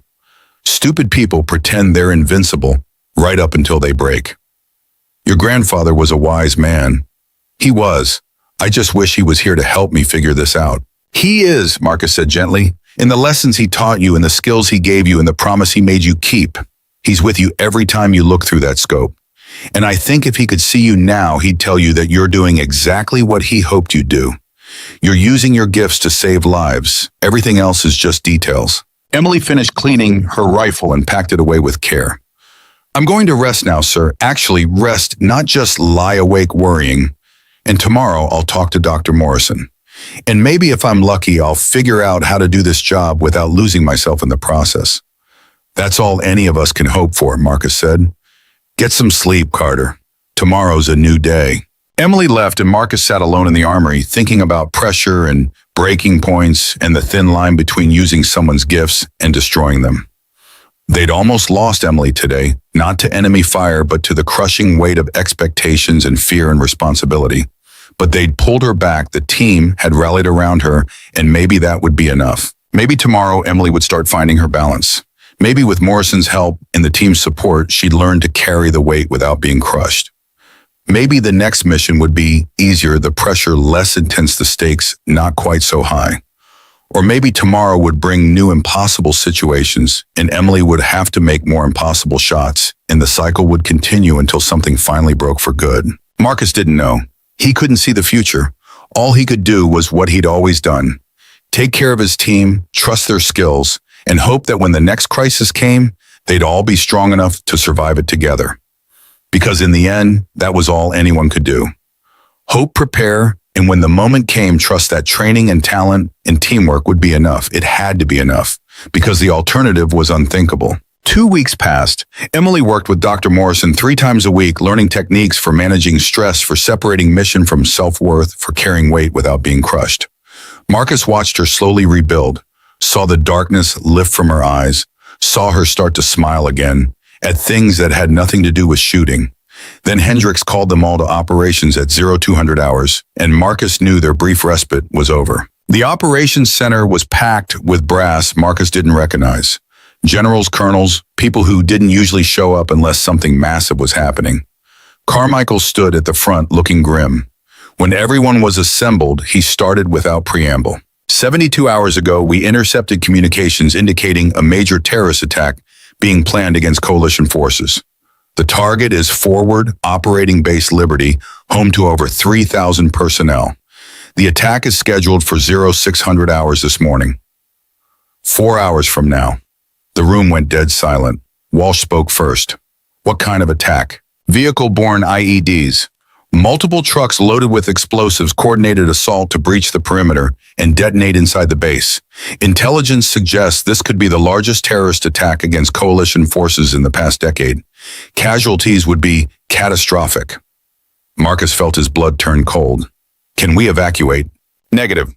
3,000 people, we don't have the transport or the time, and moving them would create an even bigger target on the roads. Our only option is to stop the attack before it reaches the base. How many trucks? Devlin asked. 6 confirmed, each one carrying approximately 500 pounds of explosives. They're converging on the base from 3 different directions, timed to arrive simultaneously to overwhelm defenses. Hendricks stepped forward. We have drone coverage tracking the trucks. They're currently 40 kilometers out, moving through a narrow canyon system that funnels all 3 routes into a single choke point, approximately 12 kilometers from the base. That's our opportunity. We stop them there, or we don't stop them at all. Marcus looked at the map, saw the terrain, saw the tactical nightmare they were facing. 6 trucks moving at highway speed through a canyon. How are we supposed to stop them? Carmichael looked directly at Emily. We need someone who can disable the trucks before they reach the base. Someone who can make precision shots at extreme range on moving targets. We need Carter. Emily's face had gone pale. Sir, shooting at moving vehicles is exponentially harder than stationary targets. The lead calculation alone is complex, and if I miss if the round doesn't disable the truck, they keep coming. We're aware of the difficulty, but you're the only sniper we have who might be able to make these shots. Everyone else doesn't have the range or the precision. What's the expected range? Emily asked quietly. Between 2,000 and 2,500 meters, depending on where you set up.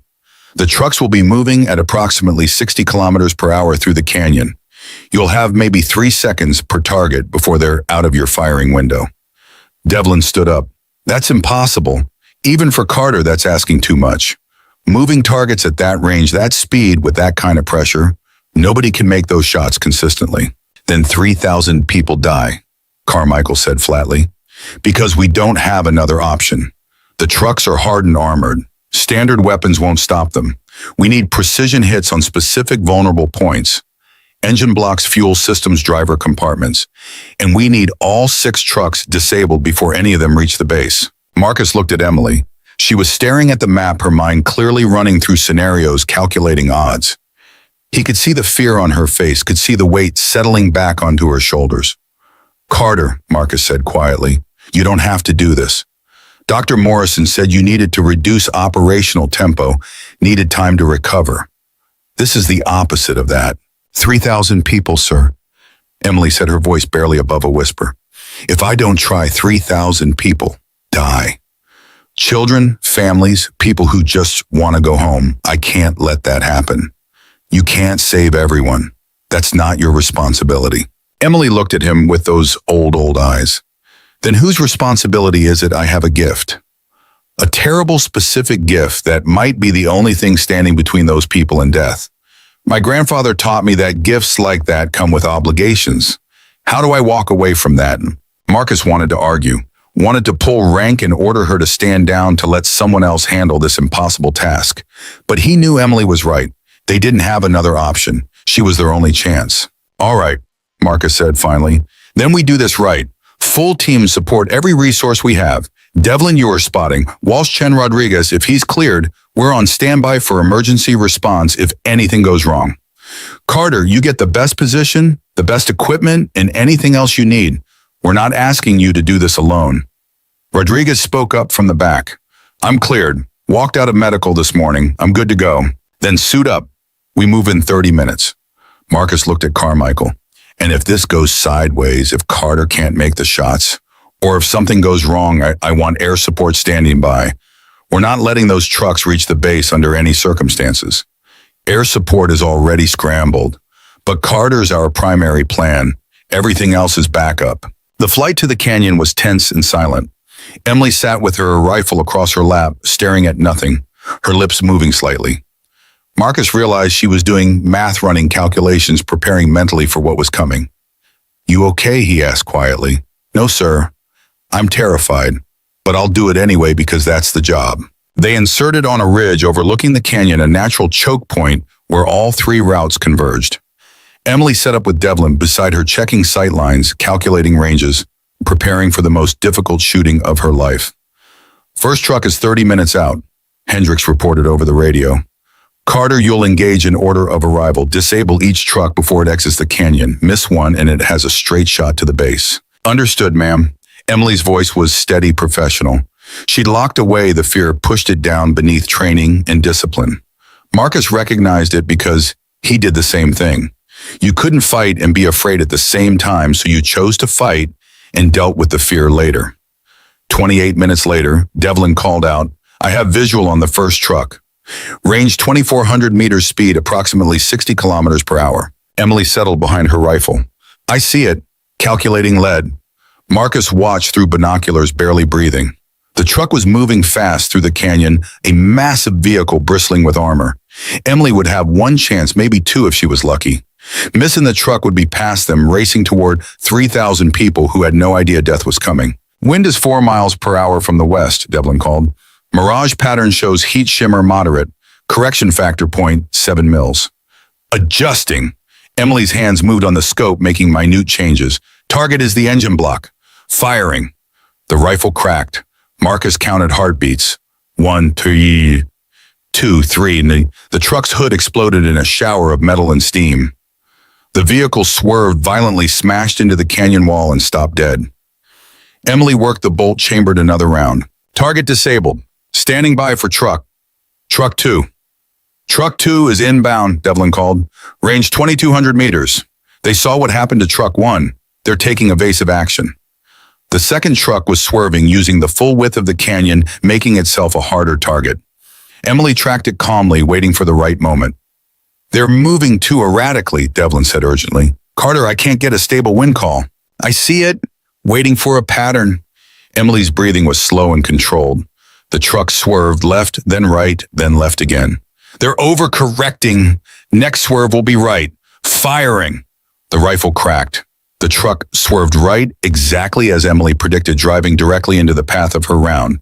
The windshield shattered and the truck veered off the road, flipping twice before coming to rest upside down. Target 2 disabled. 3 down, 4 remaining. Marcus felt hope starting to build. She was doing it, making impossible shots on moving targets at ranges that shouldn't be possible. But the next trucks would be even more careful, more evasive, harder to hit. "Trucks 3 and 4 are approaching simultaneously," Devlin reported. "Range 2,300 meters. They're staggered, using each other for cover." Emily's jaw tightened. "Can't engage both at once. I'll take truck 3 first, then transition to 4. You'll have maybe 2 seconds between shots." "Then I better not miss," Emily fired. Truck 3's engine exploded. She worked the bolt with practiced speed, acquiring truck 4, leading it, calculating in milliseconds. The rifle cracked again. Truck 4's driver slumped and the vehicle careened into the canyon wall. "Targets 3 and 4 disabled. 2 remaining." Walsh's voice came over the radio, awed. "She's actually doing it. She's stopping them all." But Marcus saw something that made his blood freeze. "Carter, trucks 5 and 6 are splitting on up. They're taking different routes through the canyon. You can't cover both positions." Emily looked through her scope, saw what Marcus was seeing. The final 2 trucks had learned from the others' mistakes. They were separating, using terrain to block Emily's sightlines, making it impossible to engage both. "I can see truck 5, Emily said tightly. "Truck 6 is behind that rock formation. I can't get an angle on both." "Then take 5 and we'll figure out how to stop 6, Marcus said, already moving. "Walsh, Rodriguez, Chen, we're going mobile. If truck 6 gets past Carter, we intercept on foot." "With what?" Rodriguez demanded. "We don't have anything that can stop an armored truck." "Then we get creative. Move." Emily's rifle cracked. "Truck 5 disabled. Truck 6 is accelerating. I've lost visual. It's your problem now." Marcus and his team were already running, racing down from the ridge toward the canyon floor. Truck 6 was 2 kilometers away and closing fast. They had maybe 2 minutes to figure out how to stop 500 pounds of explosives from reaching the base. There, Walsh pointed to a narrow section of the canyon where the walls closed in. "If we can create a rock slide block the road the truck won't be able to get through." "How do we create a rock slide?" Chen asked. Rodriguez was already pulling explosives from his pack. "We blow the canyon wall, small charges precisely placed. The rock's already fractured, it won't take much." They had 90 seconds. Rodriguez placed charges with shaking hands while Marcus and Walsh provided security. 60 seconds. Chen helped Rodriguez wire the detonator. 30 seconds. Marcus could hear the truck, now engine roaring, racing toward them. "Blow it!" Marcus shouted. Rodriguez triggered the charges. The canyon wall exploded, tons of rock cascading down, blocking the road completely.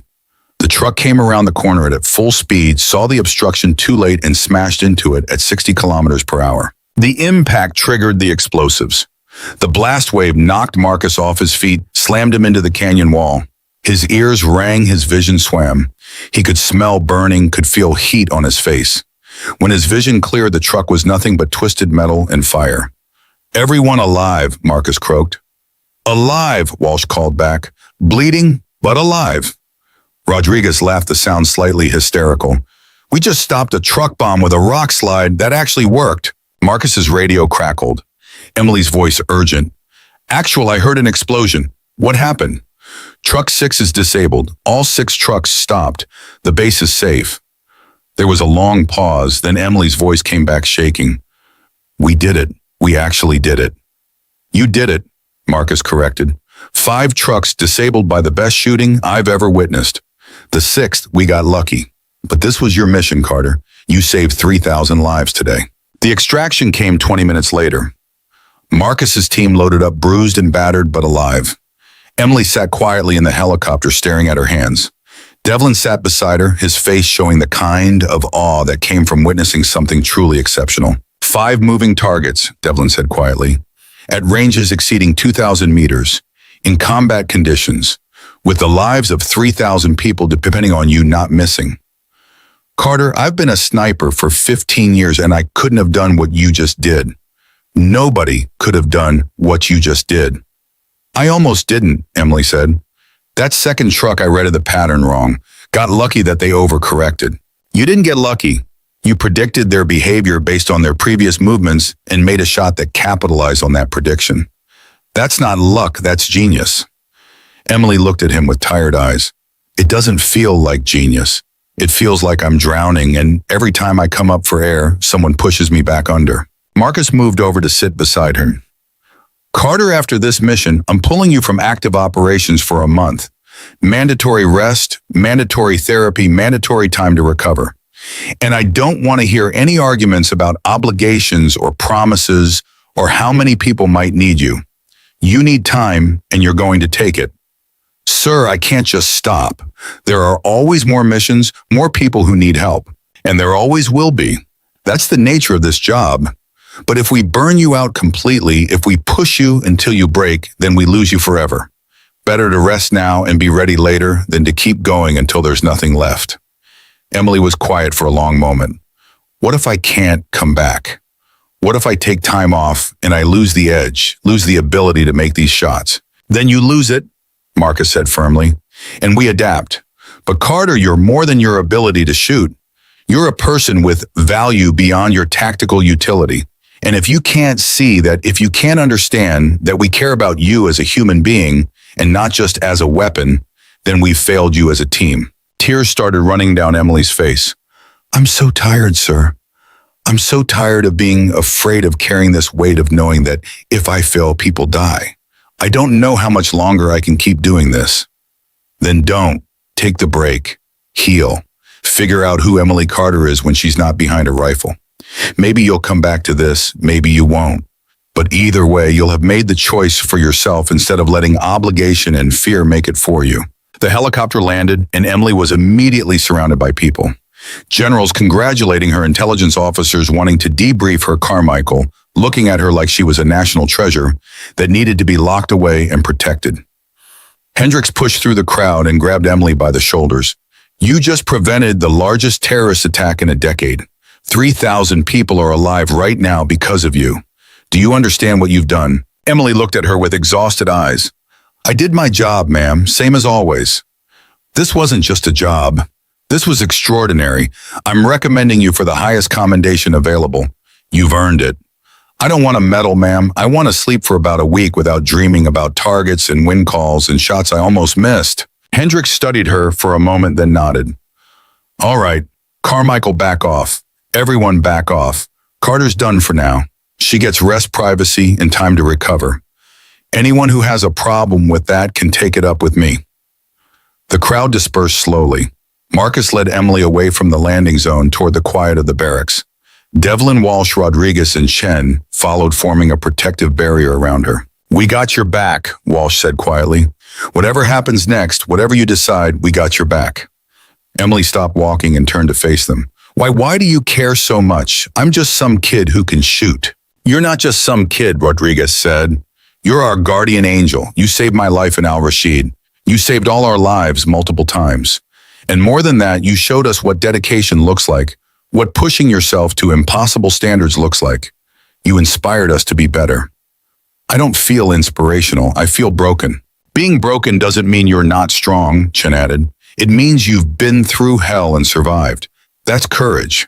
Real courage, not the fake Hollywood version. And we respect that. Emily looked at each of them in turn, then at Marcus. Sir, I think I need to talk to Dr. Borison. Like right now. Because I'm having thoughts about never picking up a rifle again, about walking away from all of this, and I don't know if that's healing or if that's running away. Let's go find out, Marcus said. But Carter, whatever you decide, you have my support. If you want to walk away, I'll support you. If you want to come back after arrest, I'll support that too. Your life, your choice. They found Dr. Morrison in her office. She took one look at Emily's face and cleared her schedule immediately. Marcus left them alone, trusting Morrison to help Emily find whatever answer she needed. The team assembled in the rec room, processing their own emotions from the mission.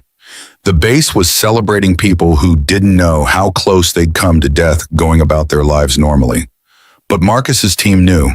They'd seen the trucks, seen the explosives, understood that they'd been minutes away from catastrophe. She's going to leave, Devlin said quietly. After this, after everything we have asked her to do, she's going to walk away. I can see it in her eyes. Maybe that's the right choice, Walsh replied. Maybe we've been using her too hard, asking too much. She's 19. She should be in college worrying about exams, not making life or death decisions every week. But we need her, Rodriguez protested. How many missions succeed because of her abilities? How many people stay alive because she can make shots nobody else can make? That's not her problem, Marcus said firmly. We don't get to keep her just because we need her. If she wants out, she gets out, and we figure out how to operate without her. We survived before Carter came along. We'll survive after if she chooses to leave. Chen looked at Marcus.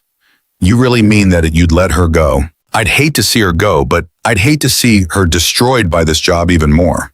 So yes, if she needs to leave to preserve herself, then she leaves with my blessing and my gratitude. They sat in silence, each man alone with his thoughts. Emily had changed their team in the brief time she'd been with them. Changed how they operated, changed how they thought about what was possible, changed their standards for what exceptional looked like.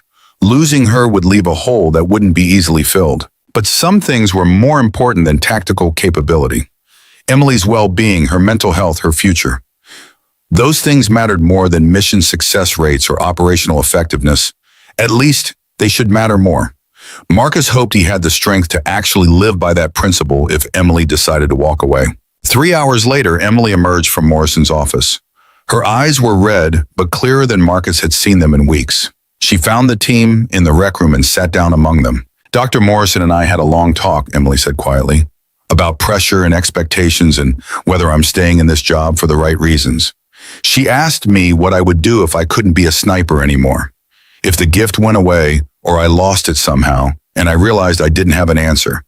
I've defined myself by this ability for so long that I don't know who I am without it. So what did you decide? Marcus asked. I'm taking the month off like you ordered. Going to use that time to figure out who Emily Carter is when she's not behind a rifle. Maybe I'll discover I can't imagine doing anything else and I'll come back stronger. Or maybe I'll realize I've been destroying myself trying to honor a promise that was never meant to be a prison. Either way, I need to know. Devlin reached over and squeezed her shoulder. Whatever you decide, we support you. You've given us more than we had any right to ask for. Nobody here would blame you for walking away. What if I come back? Emily looked around at them. What if I take this time, heal, figure things out, and decide I want to keep doing this? Would you still want me on the team? Are you kidding? Walsh laughed. You're the best sniper any of us has ever seen. Of course we'd want you back, but only if it's what you want, not what you think you owe us or your grandfather or anyone else. Emily nodded slowly. Okay, then I'm going home, back to Wyoming for a month, going to visit my grandfather's grave, spend time with my family, remember what normal feels like, and then I'll decide. She stood up and Marcus walked her to her quarters. She packed her personal items methodically, folding clothes and organizing gear with the same precision she brought to everything. The rifle case sat on her bed and she stared at it for a long moment before carefully setting it aside. I'm leaving the rifle here, Emily said. If I take it with me, I'll be tempted to practice to maintain the edge. I need a complete break. Smart choice, Marcus agreed. Carter, before you go, I want you to know something. You came to this team as a rookie who nobody believed in. You're leaving as the most decorated sniper in this theater and one of the finest operators I've ever had the privilege to work with. Whatever you decide about your future, you have already accomplished more than most people do in entire careers. Be proud of that. Emily smiled slightly. I'll try, sir. Right now, I'm just tired. But maybe after some time away, after some perspective, I'll be able to see what I've done as an accomplishment instead of just survival. That's all any of us can hope for. Emily left the next morning on a transport headed back to the States.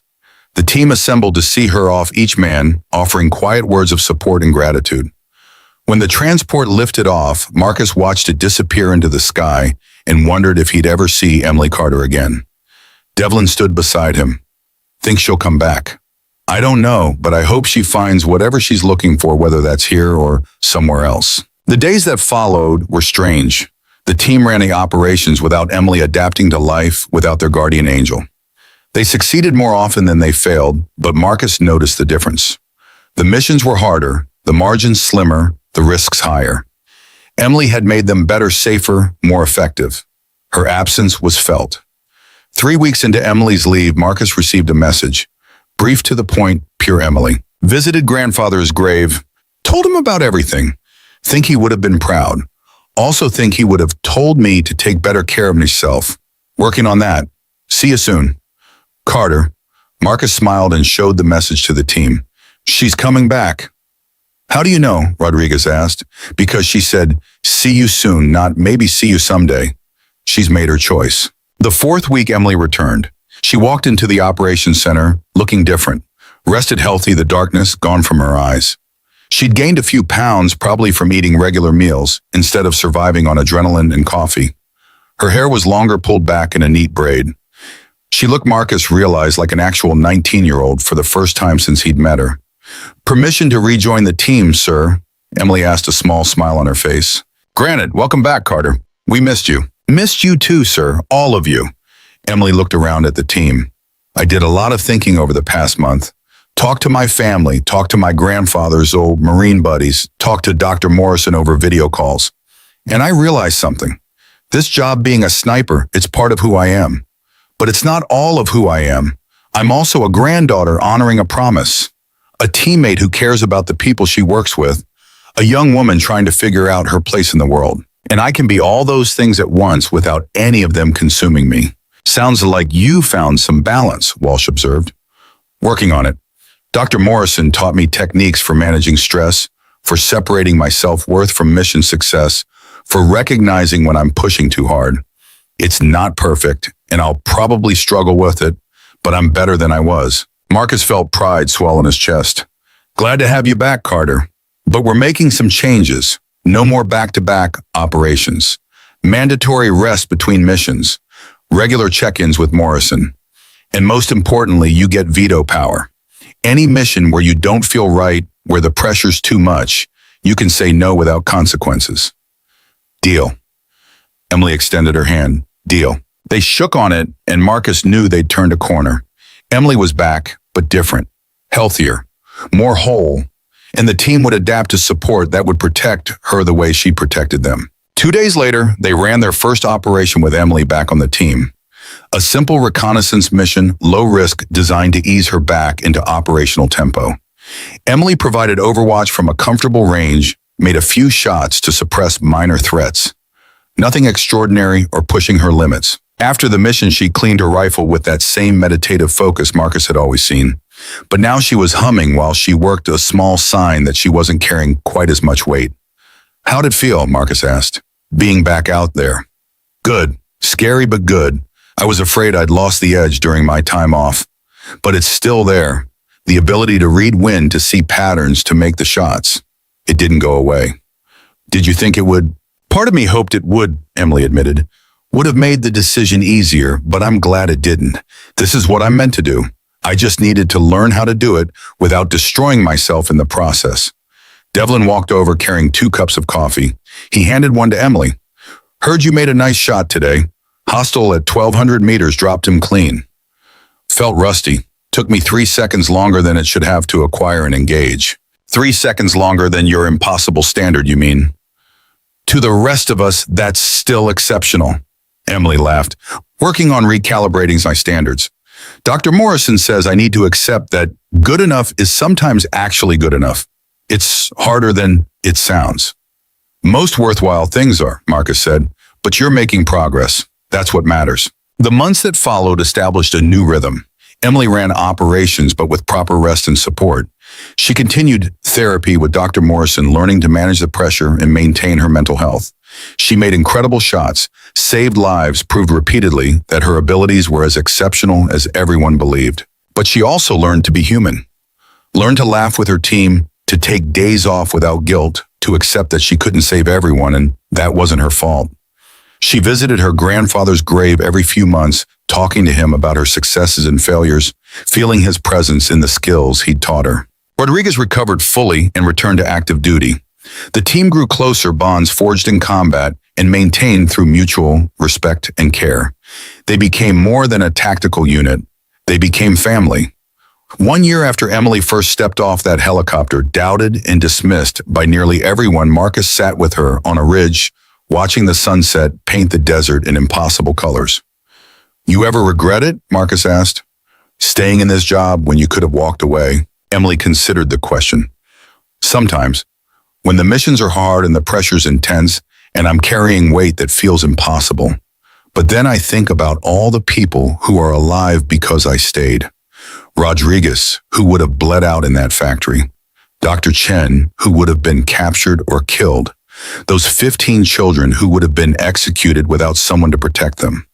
The 3,000 people at the base who would have died in that terrorist attack. My grandfather used to say that with great ability comes great responsibility. I hated that and when I was young thought it was unfair. But now I understand it. I have this gift, this ability to see what others can't see and make shots that seem impossible. Not using that to help people that would be the real waste. Your grandfather would be proud of you. I think so. I hope so. Emily smiled. But more importantly, I'm starting to be proud of myself. Not just for the shots I make or the missions I complete, but for learning how to do this job without losing myself. That's the real accomplishment. Marcus nodded. You've come a long way, Carter. From the scared kid everyone doubted to one of the finest operators I've ever known. You've earned every bit of respect you've received. We've come a long way, Emily corrected. This team, you gave me a chance when nobody else would. You believed in me when I barely believed in myself. You protected me when the pressure got too intense and helped me find my way back when I was lost. I couldn't have done any of this alone. That's what teams do. We carry each other. They sat in comfortable silence watching the stars emerge one by one in the darkening sky. Somewhere out there, threats existed that would require Emily's unique talents. Missions that would push her limits and test her resolve. But she was ready now, stronger and healthier, and more whole than she'd been a year ago. The rifle that had seemed like a burden, like a weight she couldn't escape, had become something different. A tool, yes, but also a connection to her grandfather, a way to honor his memory and his teachings. The promise she'd made him was no longer a prison. It was a purpose she'd chosen for herself. Emily Carter had walked into the desert a year ago as an untested rookie with something to prove. She'd been mocked, dismissed, underestimated by nearly everyone who saw her. But she'd proven them wrong with impossible shots and unwavering dedication. She'd saved lives, completed missions, set records that would stand for generations. More importantly, she'd survived. Not just physically, but mentally and emotionally. She'd been tested to her breaking point and beyond, had stared into the abyss of burnout and despair, and had come back stronger. She'd learned that being exceptional didn't mean being perfect, that asking for help wasn't weakness, that her value as a person extended beyond her tactical utility. The SEALs who had laughed at her rifle, who had dismissed her as just a kid playing at war, now trusted her with their lives. They'd seen what she could do, had witnessed miracles made from mathematics and patience and extraordinary talent. They knew that when Emily Carter looked through her scope, when her finger touched that trigger, impossible things became possible. And Emily knew something too. She knew that she was exactly where she was meant to be, doing exactly what she was meant to do with people who valued her for who she was and not just what she could accomplish. She'd found her place in the world, had transformed doubt into certainty and fear into purpose. The 19-year-old girl with the homemade rifle had become a legend, but more importantly, she'd become herself, complete, whole, and finally at peace with the gifts her grandfather had given her and the promise she'd made to use them well. That was the real victory, the one that mattered more than any commendation or record or mission success. Emily Carter had found herself in the fire and emerged not just unburned, but refined into something stronger than she'd ever imagined possible. And that Marcus knew was the greatest accomplishment of all.